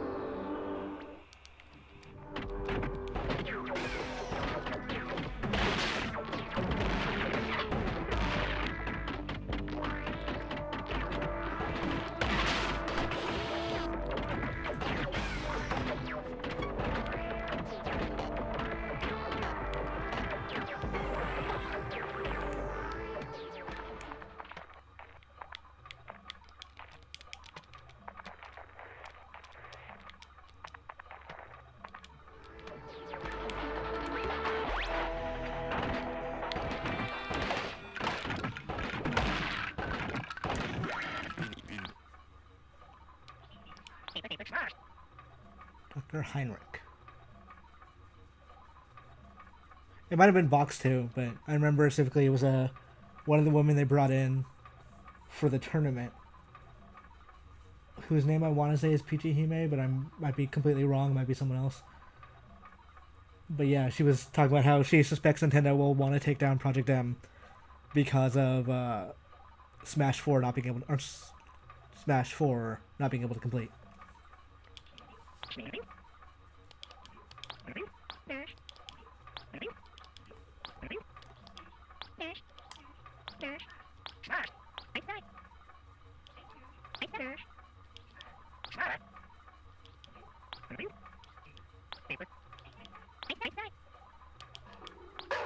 Dogs. So the final boss of this game is totally going to be a dog, isn't it?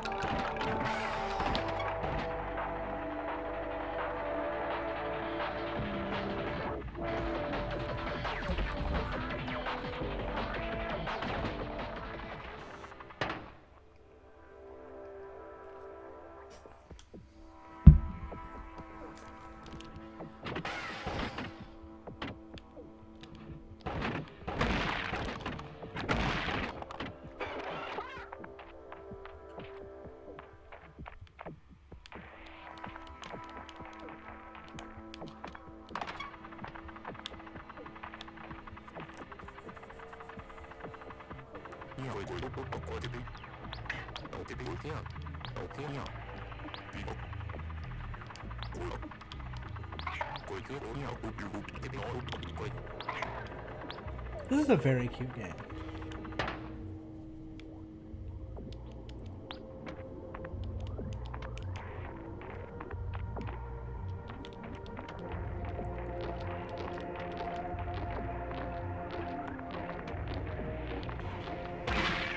Oh right, you die in one hit as the cat. Which is horrifying, but yeah.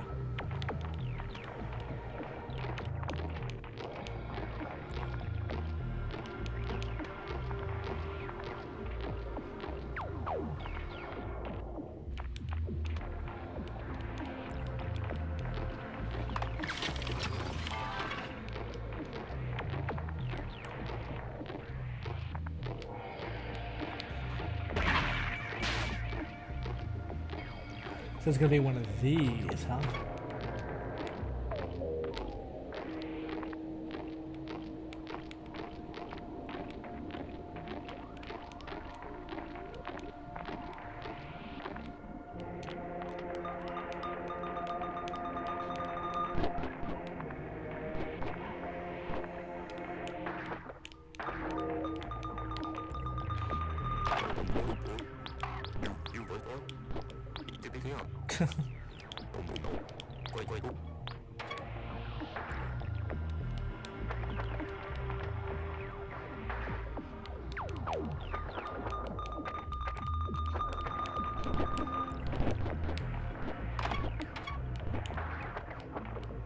I don't know what this accomplishes.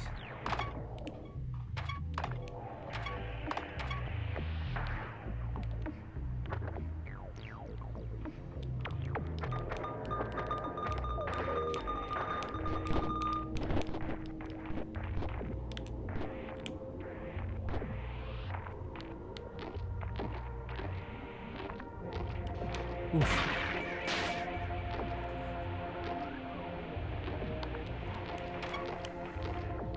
How far back progress-wise does that send me? Do I have to go back and press that button?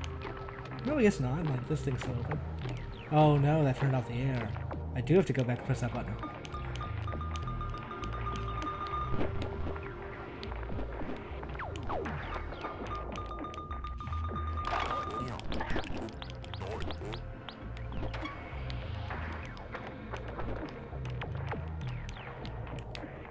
Whoa, whoa, whoa. Okay. Do you think MS is pushing it a bit?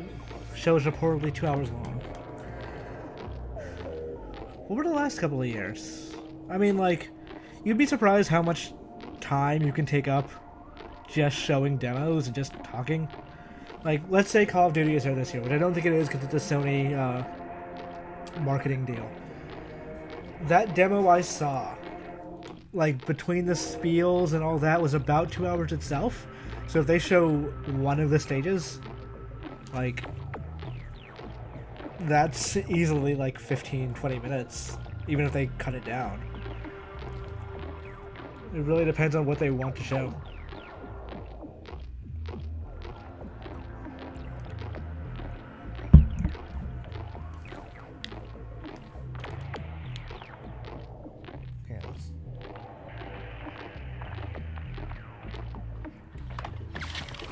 I think 2 hours could be pushing it, but let's say they spend half an hour just talking about the Anaconda.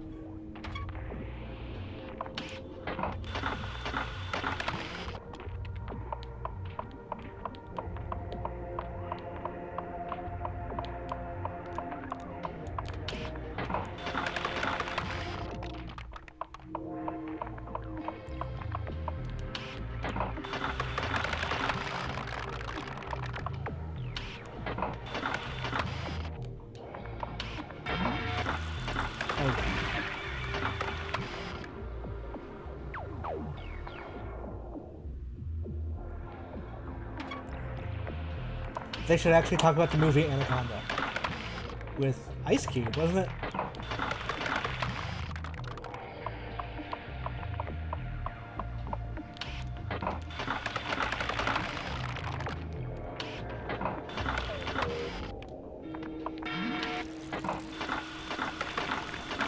What? Whoa.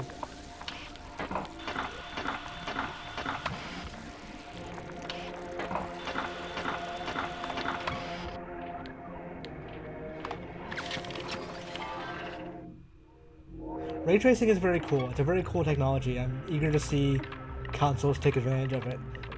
I think we will probably see like ray tracing HD remasters, which is hilarious. I don't know what they're gonna call it, but I could definitely see it happen. Like here's this game in 4K with ray tracing.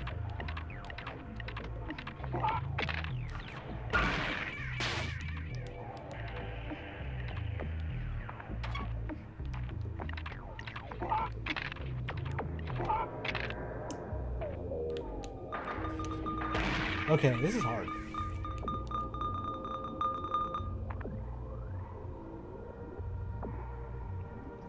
I want to see ray tracing mods for like older games I was really into, but never really like they wouldn't hold up today. Yeah, I'm not gonna do it. Like I'd love to see a Left 4 Dead 2 ray tracing mod.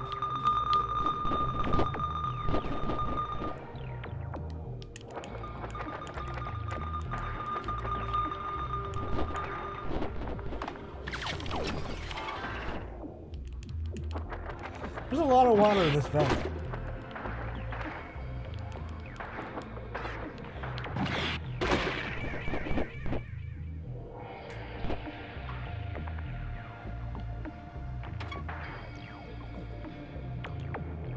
Well, getting a phone call.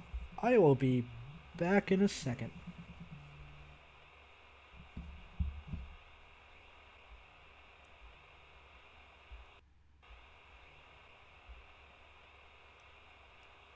Hello?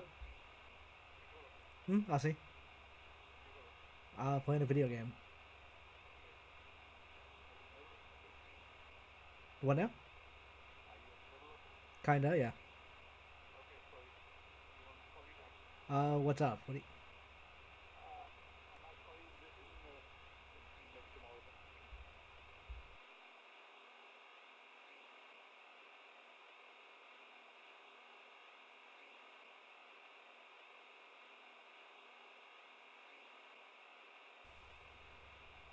And I learned important lessons in how to turn mics off.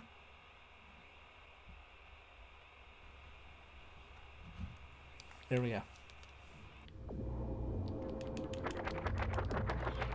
I could just press the mute button on my microphone. I don't know why I didn't do that.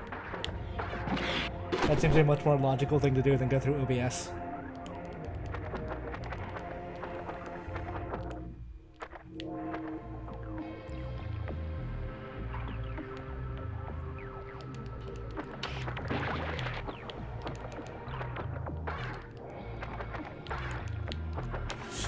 Damn it.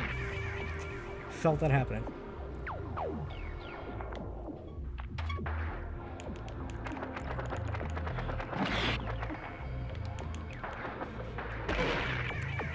I'm being way too cavalier here.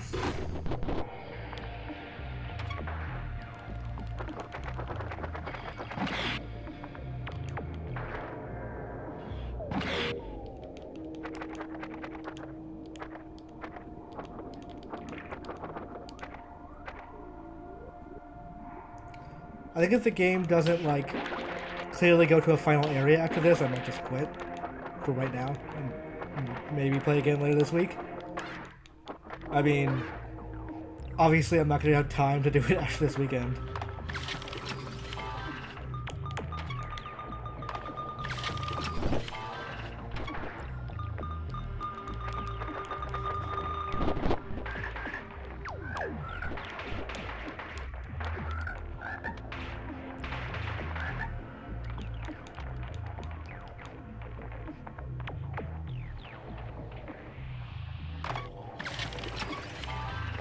They made a patch version of Minecraft.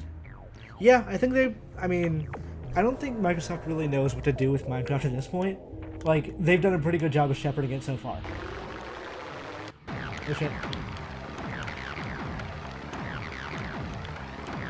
But there's, like, no joke, I've heard people at Microsoft toss around the words Minecraft 2. Because they don't, like, there is pressure to make money, or constantly make money and to revolutionize that game somehow. I think what's going to win out is just games as a service updates, and just slowly making that game look better, or be more appealing, but also keep up with technology, I could say.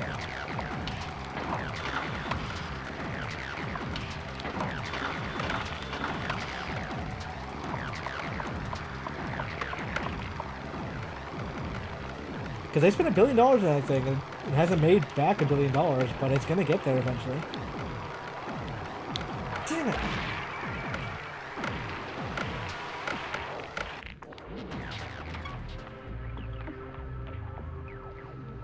They've announced a lot of Minecraft things that are still not out. That HoloLens thing I don't think is still happening, because that's basically what that app is now. That Pokemon Go style thing.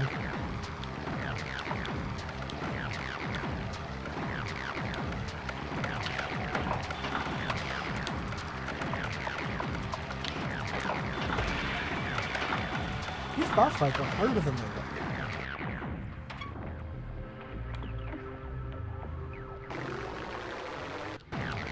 Minecraft Gato would be huge. Like, I'm not even joking.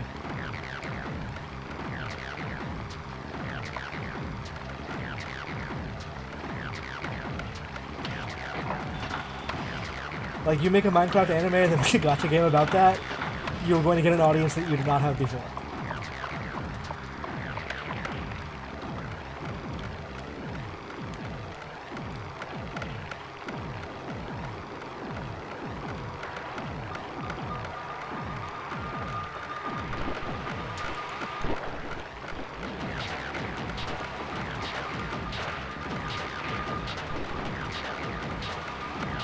Oh, come on.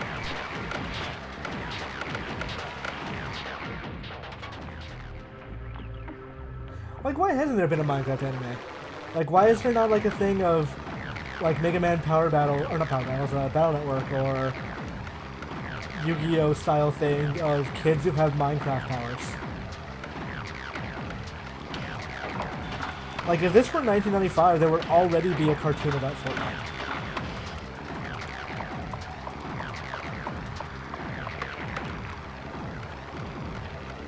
It would star Bo Jackson.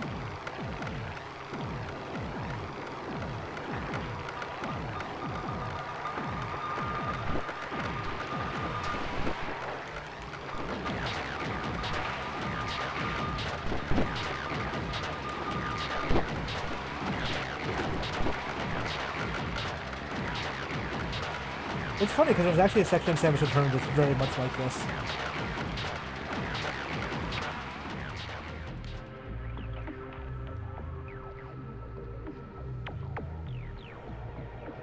Yeah, like, straight up just make a Yu-Gi-Oh! Minecraft game. Or show.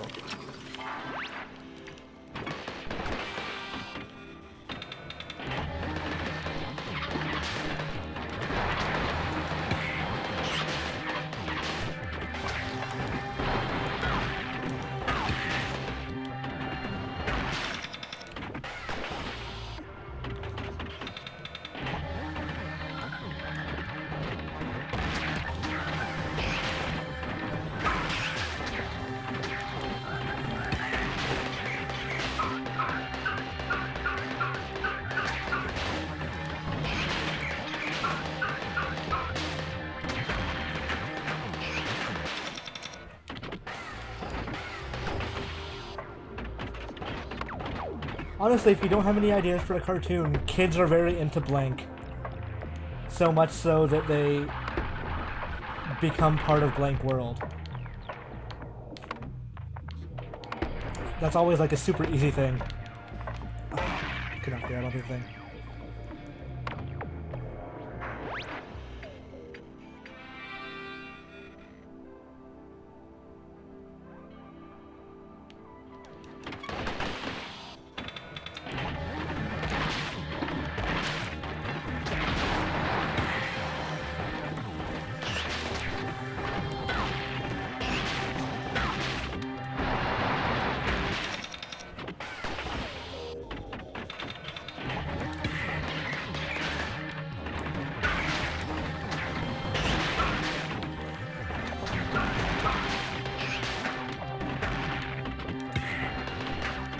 That was dumb.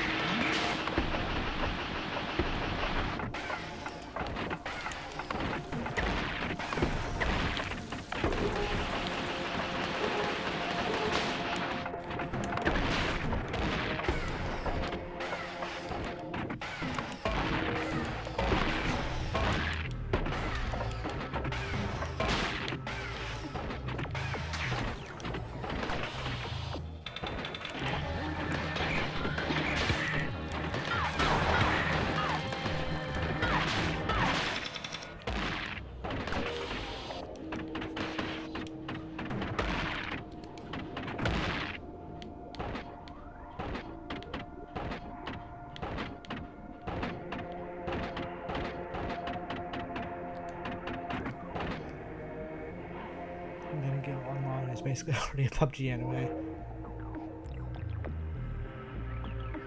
What was I joking about the other day? Is blank an isekai?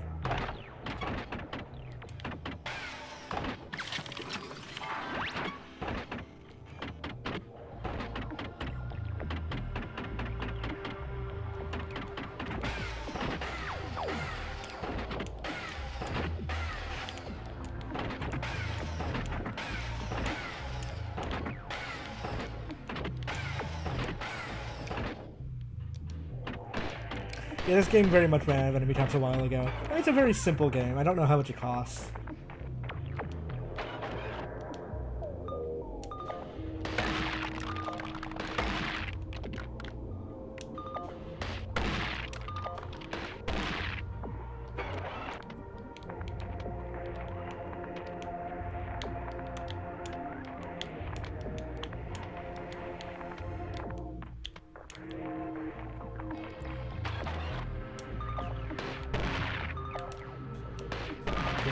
So I do have to make that jump. I just wasn't doing it right.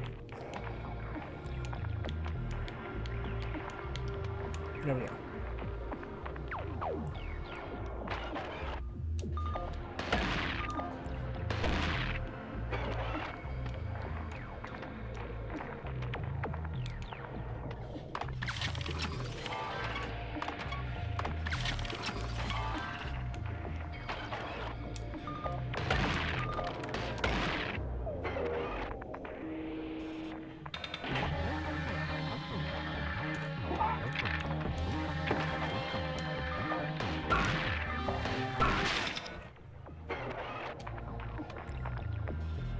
He's playing Breath of the Wild again, which means he's probably making a Zelda video.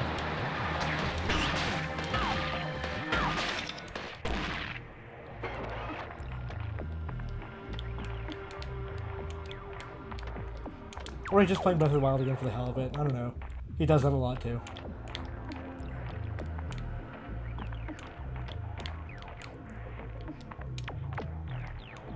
Cats are finicky, much like real life, and difficult to control.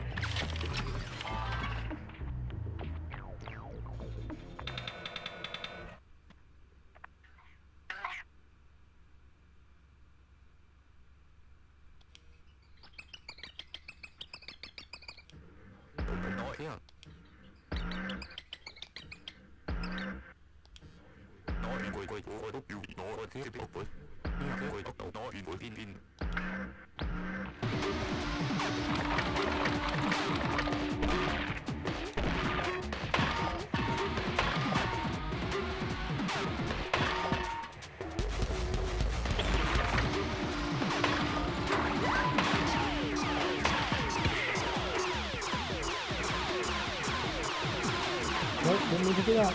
It worked out, okay. Didn't that time.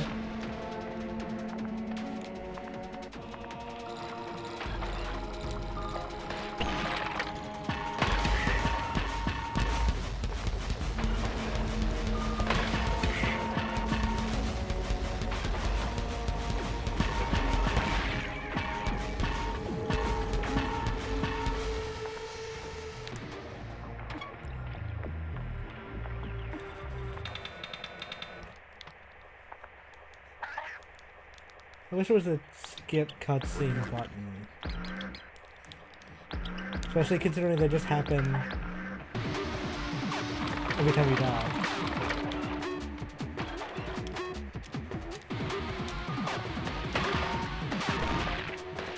Judgment comes out this month. I'm pretty excited for Judgment.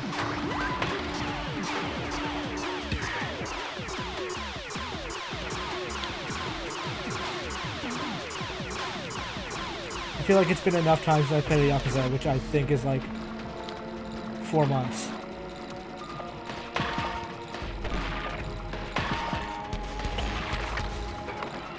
Nope. Should not have done that.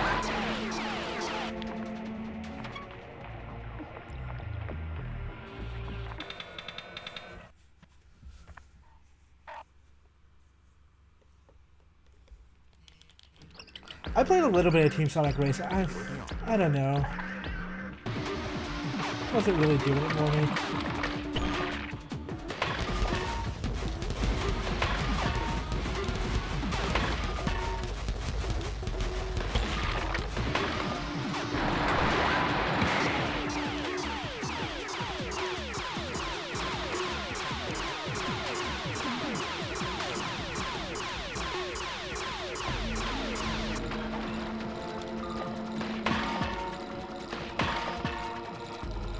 I think some degree of what I like about car racers is familiarity. And Team Sonic Racing just kind of doesn't have that for me. Shit.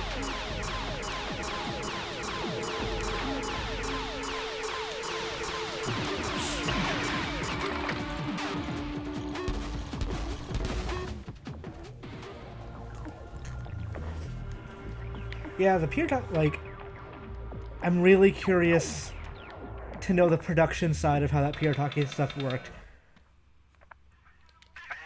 Cause like the disc they have going out in Japan must be the same thing as what they like are releasing in America. Plus a dub. But like the Japan one isn't coming out until July. When it's releasing the dub? Or is that what's taking so long?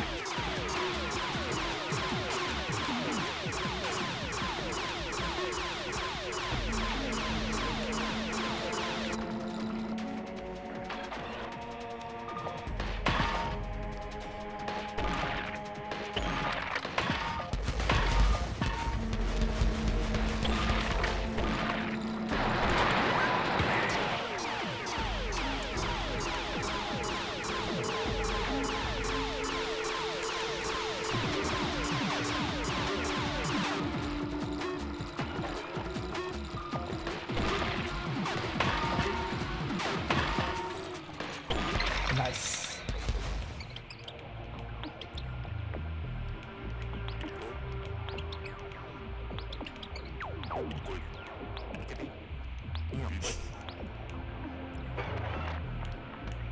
I'm actually kind of curious about the story now.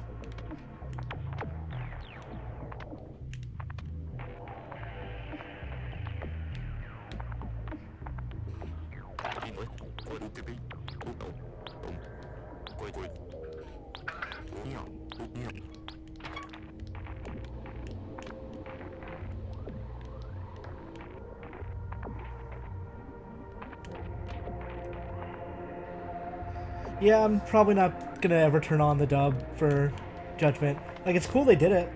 And I'm sure they have, like, market testing that's like, some segment of the population will not play the game unless there's an English dub. But it's not for me.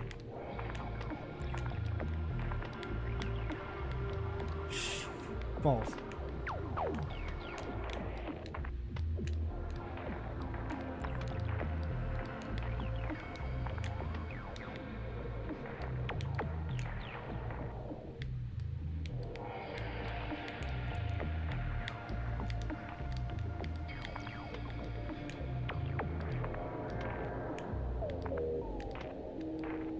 I think I need to be taking this much more slowly than I am.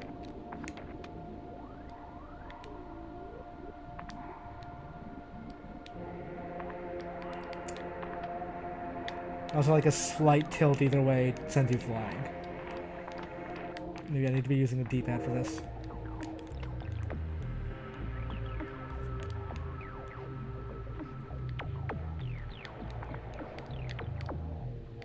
Or this. What am I...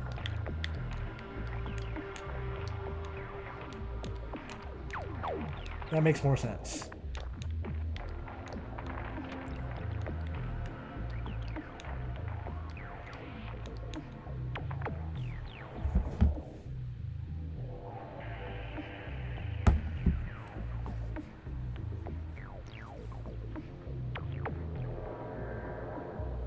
The Yakuza dub is very wild and does not like characterize those same characters well. There's a voice to that game now that it was not present in 2000.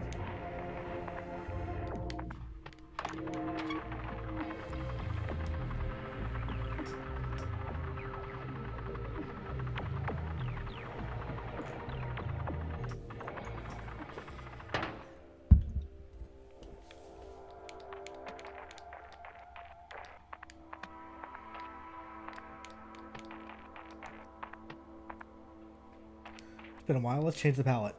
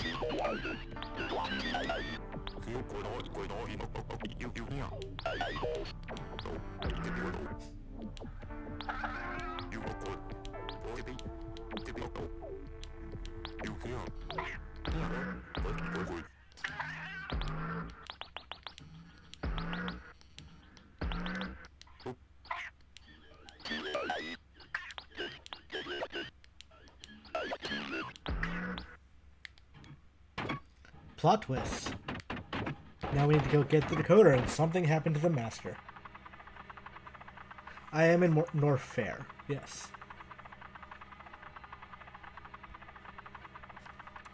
Yeah, the original dub has like the line I typically remember is Kiryu going, "Step the fuck up if you want to die."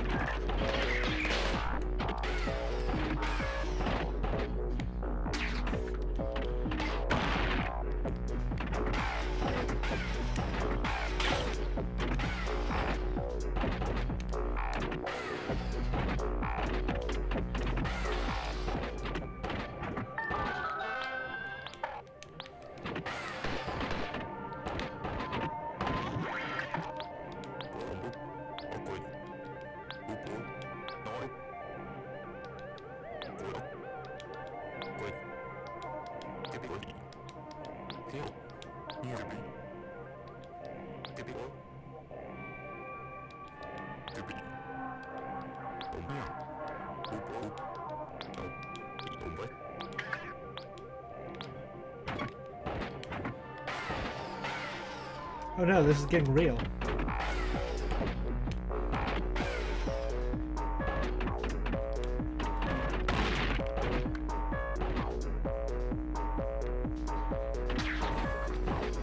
Kiryu does not kill anyone except that time he totally killed somebody in the Chinese restaurant. Like, I was surprised they kept that part for Kiwami because it's such an awful part that doesn't fit his character at all.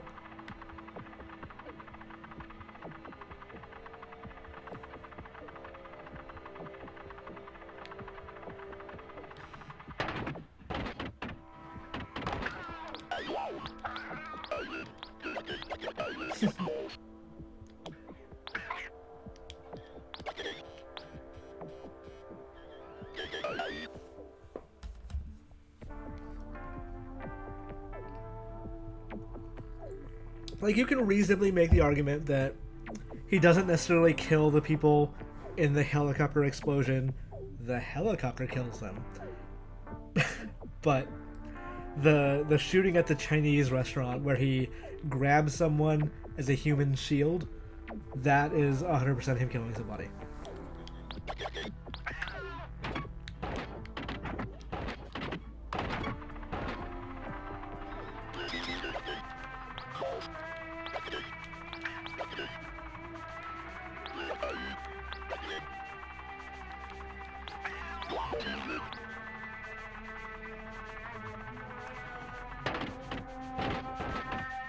This game is gonna have a huge twist here.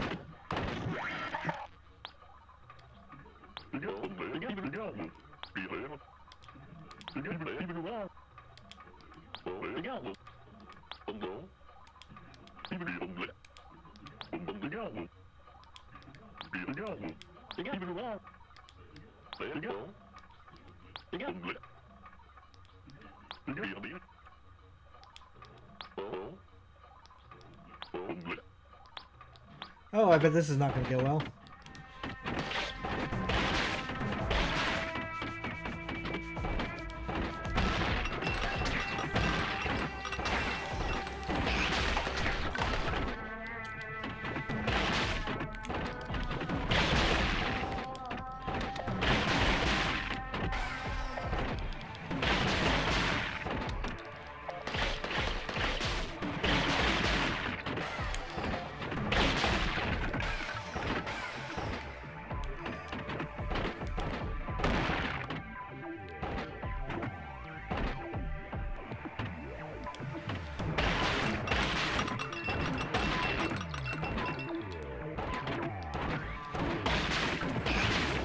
Oh shit.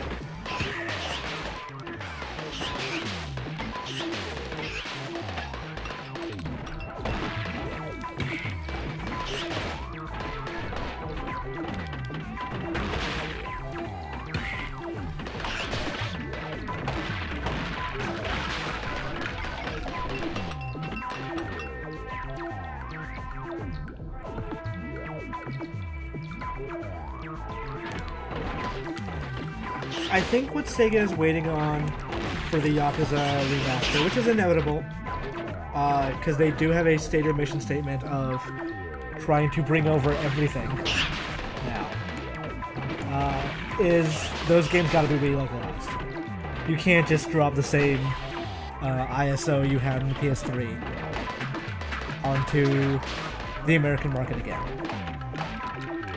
That would be my guess.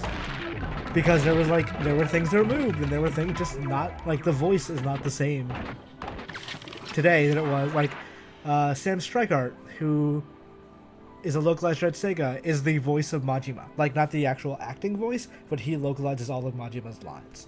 So, if you are doing another game with Majima in it, you need to relocalize that to make it sound right, because that's not the same character as the other, like, localizations. I did a very good interview with Sega's Yakuza localization team not terribly long ago. I want to say it was at PAX, but I think I posted in December. That's a pretty cool thing if people want to see that.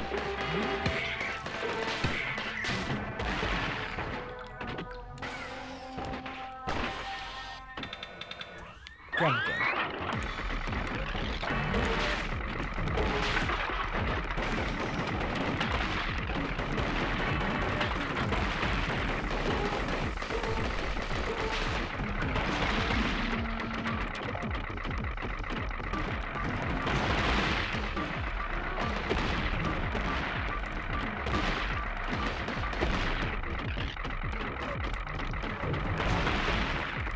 I also think Sega might be trying to figure out how they release those Yakuza games. Like, do you release them one at a time? Do you release them in a pack? Are they digital-only releases? Are they physical?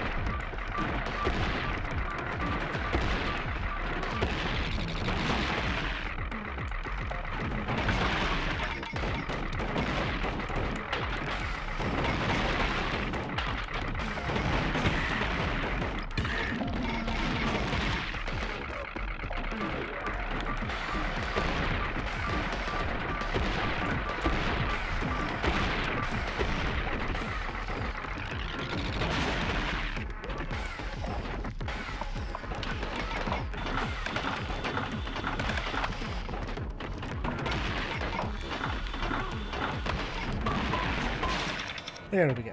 That was not too bad. I have bugged them about Ishin several times, and each time they've been like, that is much harder than you think it is. So I'm not gonna say no, like it's not gonna happen, but I would be very shocked.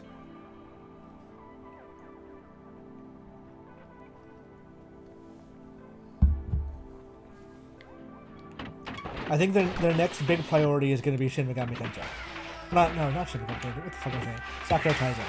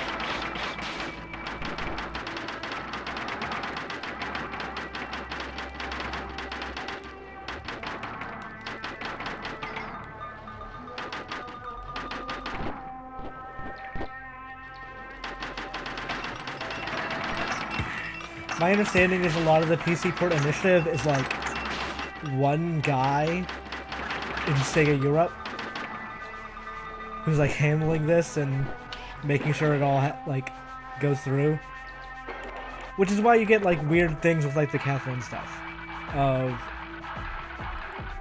like that game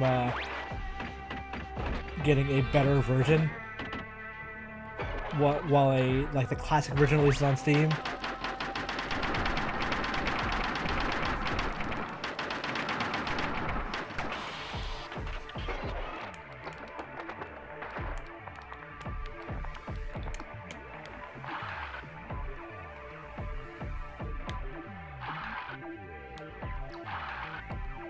Okay.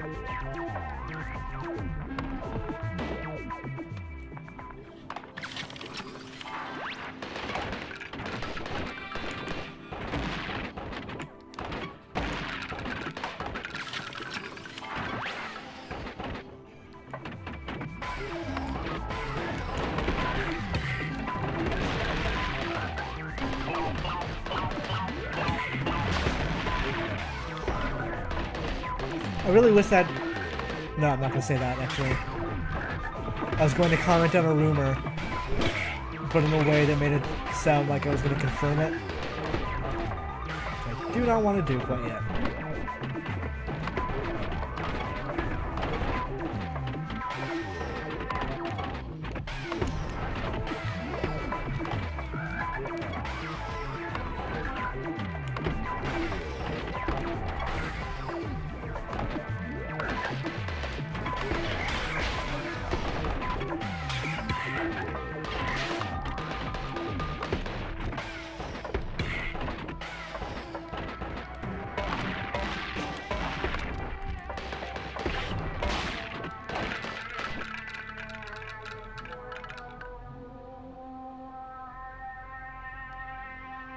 I know a lot of people just, they cannot do the offset sticks, or the non-offset, the parallel sticks. I'm not one of those, it's always been fine for me. I don't know that I actually prefer it.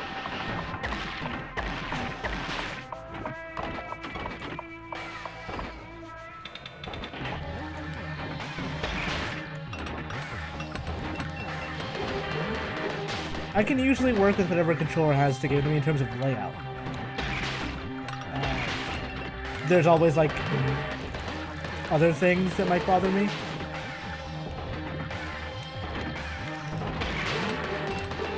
Like classic controllers, D-pad situation.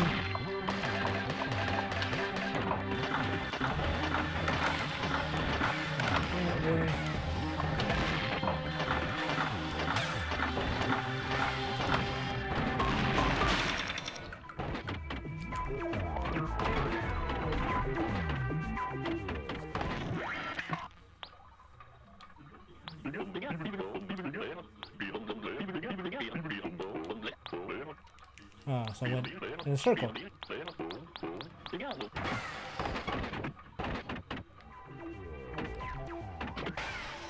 Okay, so where am I supposed to go?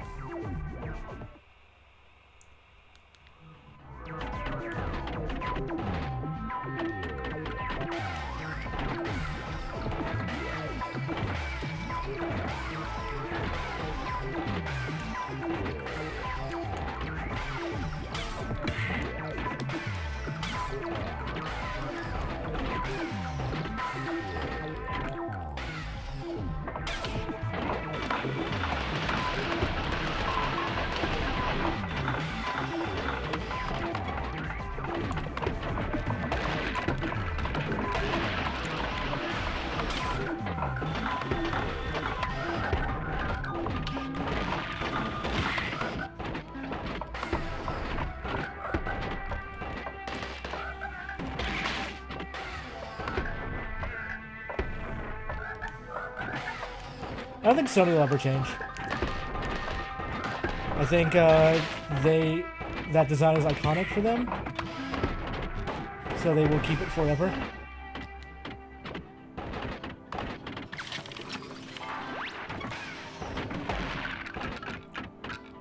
I think they do rely on developers to do otherwise, to like not have offset sticks. So not developers, I'd say third-party accessory makers. So what I'm missing is the ability to open those doors. There's probably a switch somewhere. Whoops.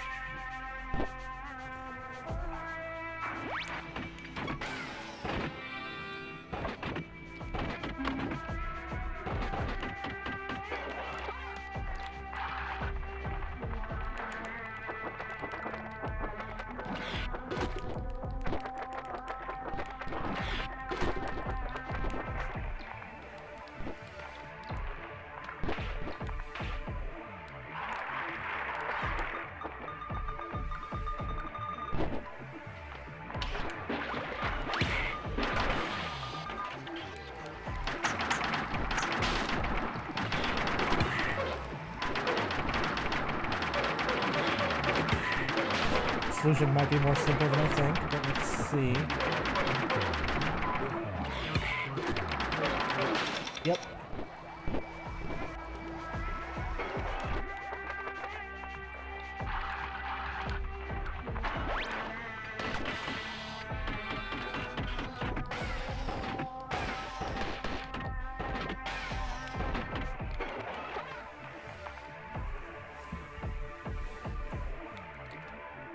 I've been having this problem recently where I've been playing my Switch, my Xbox, and my PS4 at different intervals.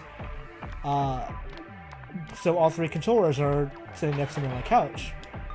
And I keep grabbing the wrong controller when I put one down for a second to like look something up or something like that.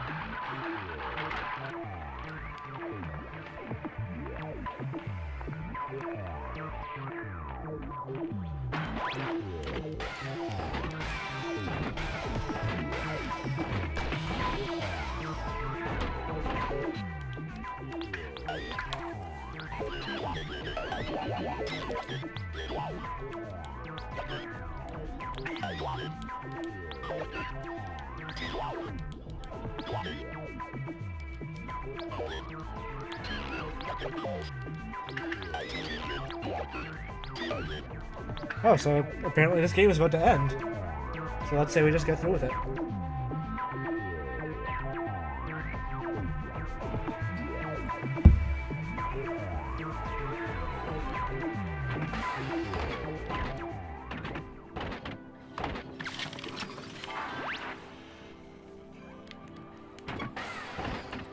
I can see why Yakuza did not get much play until recently. That is, those localizations were never high priority and they were never that good.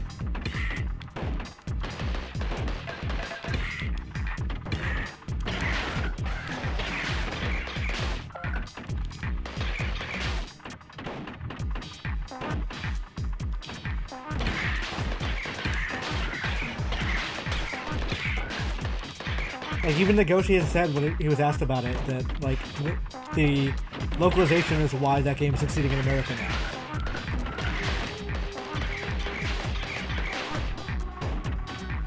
Like, think about what took Yakuza 0 off on, like, the viral Twitterness.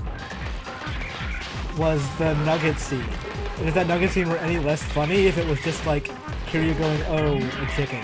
And the same voice they used for Yakuza 1, like, by which I mean writing voice, that thing would not have taken off.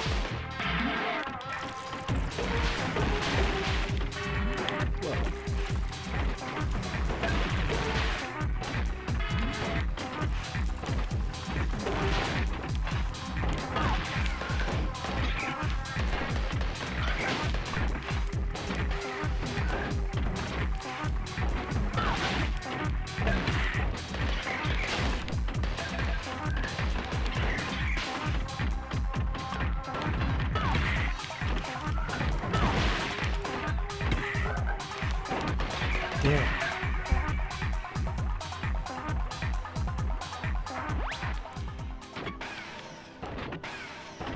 I got weirdly overwhelmed towards the end there.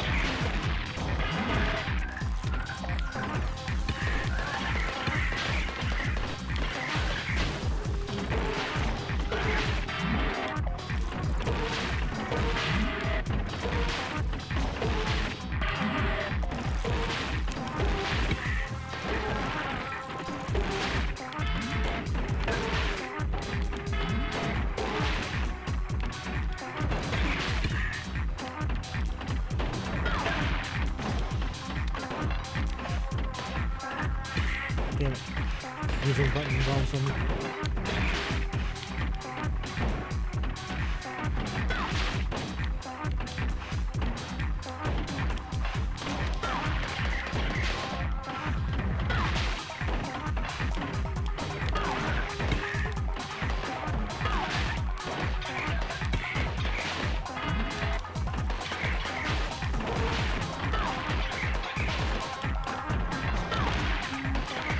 Holy shit.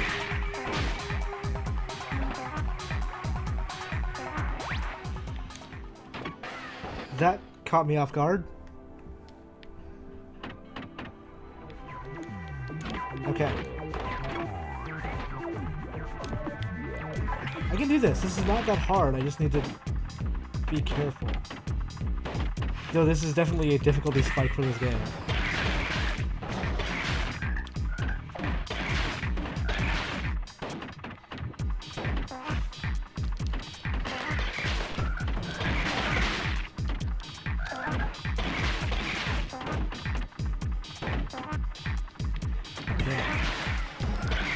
That's not being careful. That's the opposite of being careful.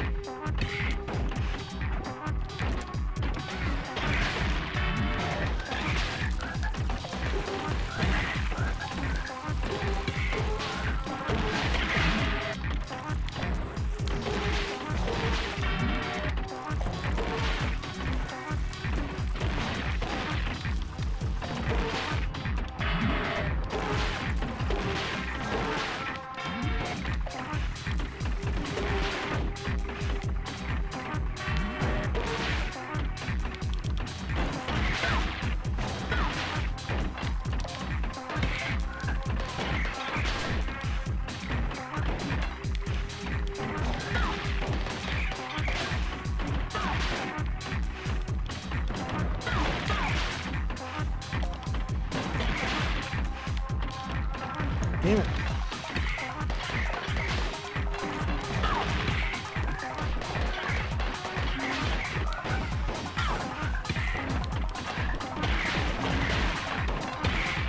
That gets extremely overwhelming at the end.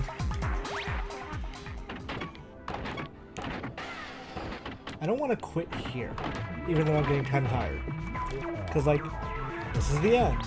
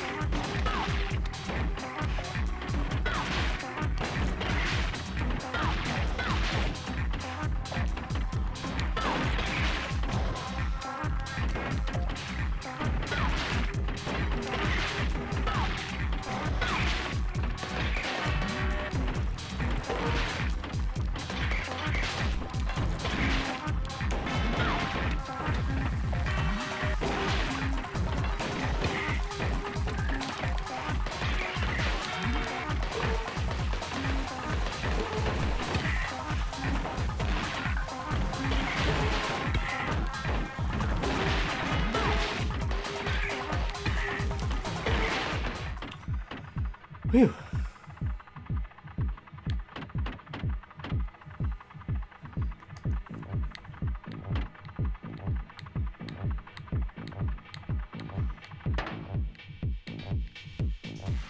Okay.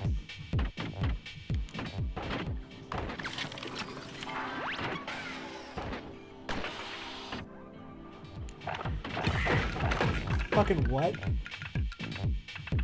Okay.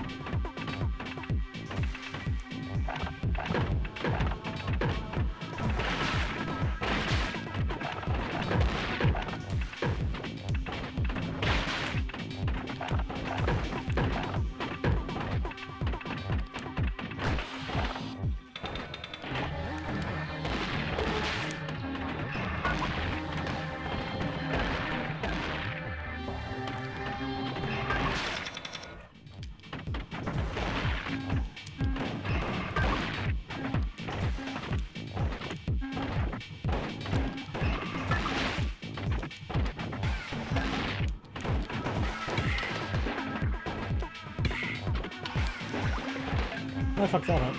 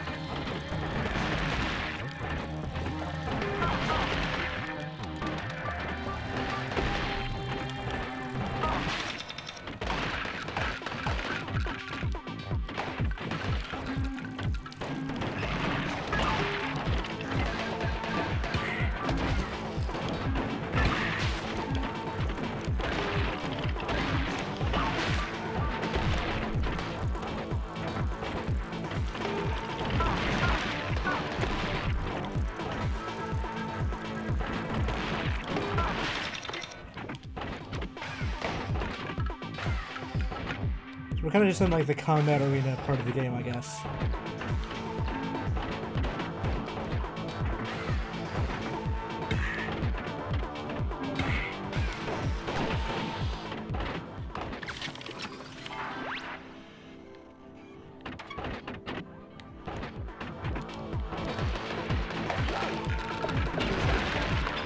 Oh, this is just straight up a Mega Man enemy.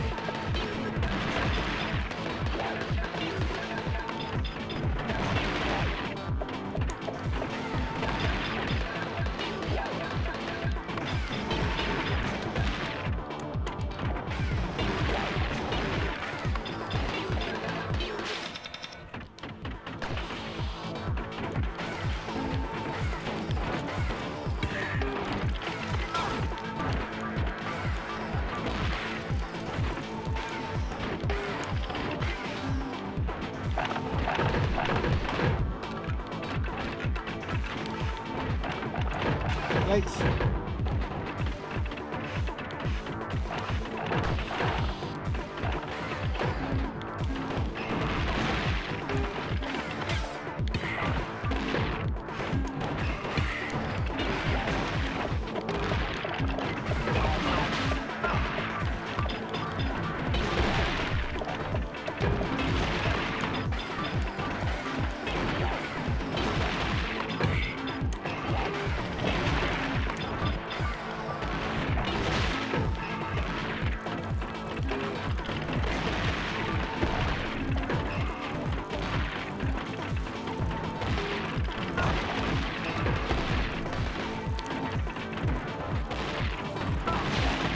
Okay, this is getting to be too many enemies.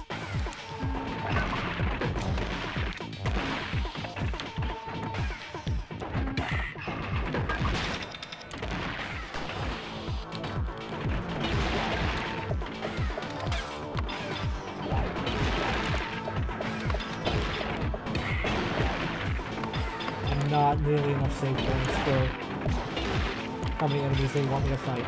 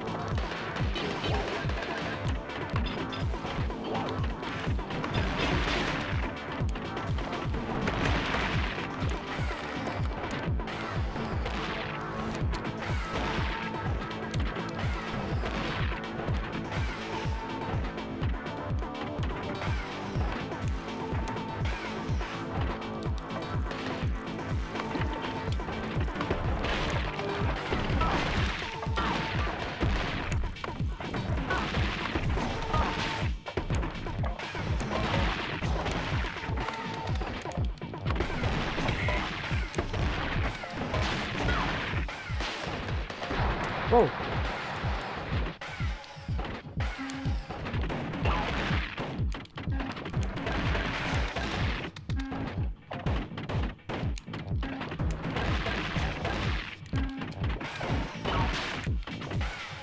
I'm gonna turn the light on real quick. 1 second.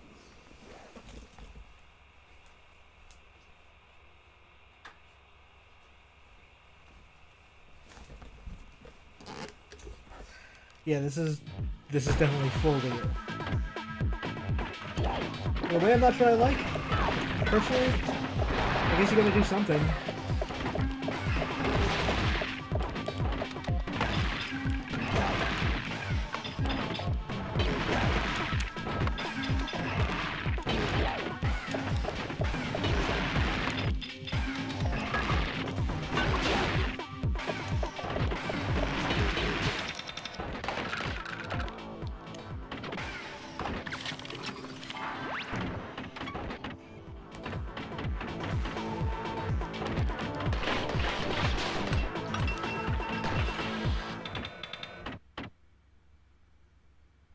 Alright, let's get this plot twist.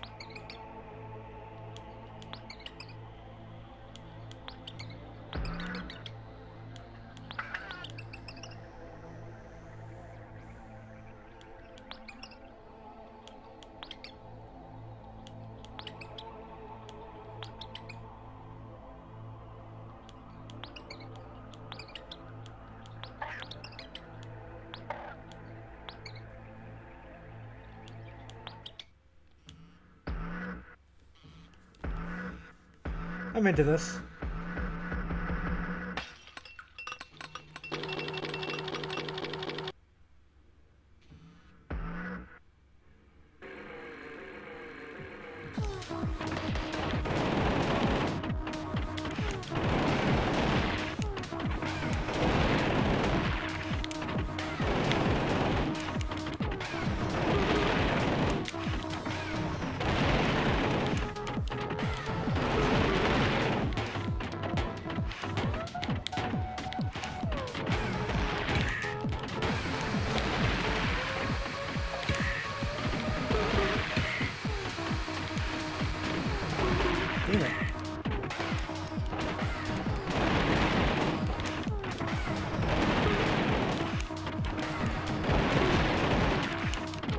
I mean, this is straight up, like, this is a Mega Man fight at this point.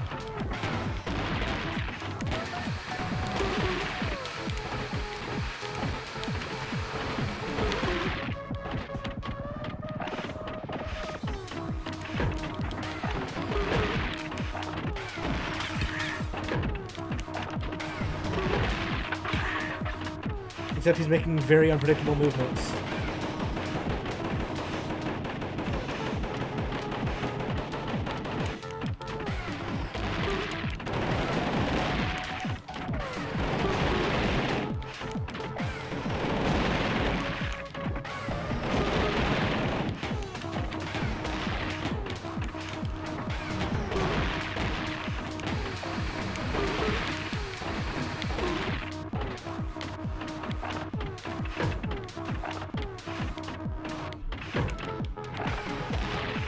Probably shouldn't risk that. I say as I do another hit.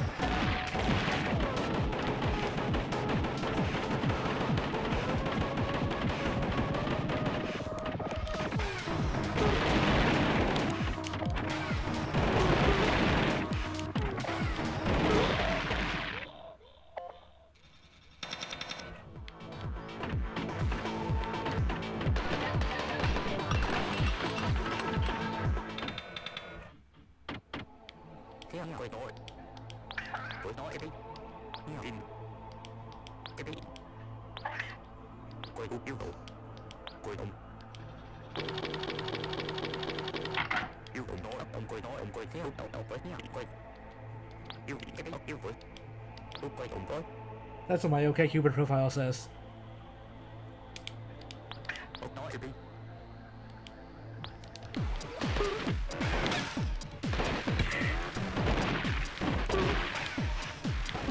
Yeah, I did both of these if I died, didn't I?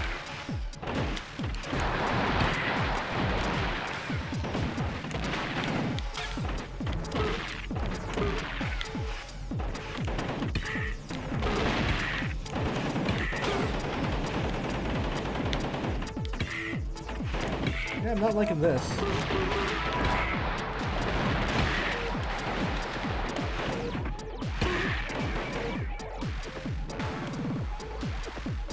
Oh no, good. They thought about this.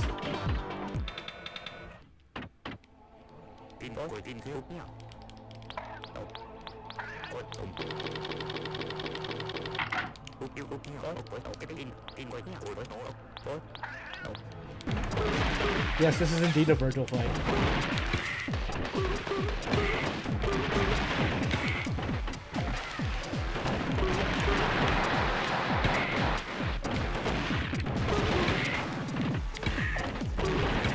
Now, fight your rival.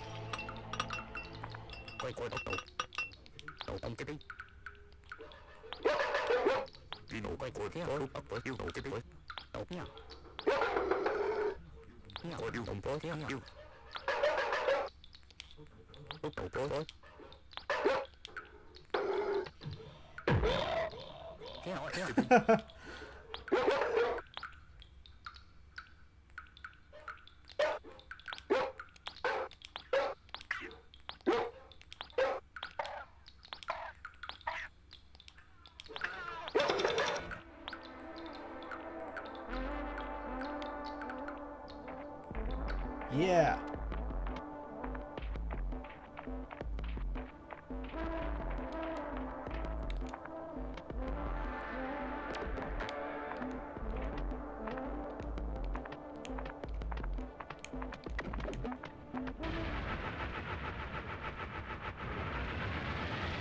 Did we just abandon the human? Yes. Yes, we did.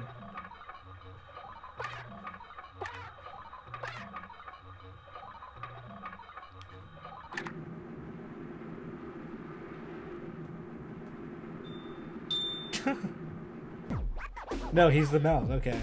That makes sense. Does this game have a hip-hop credit sequence? I'm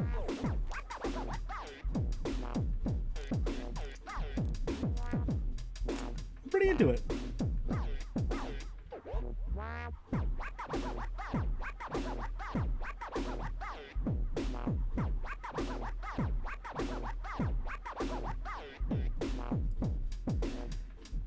Seeing names of PR people I know.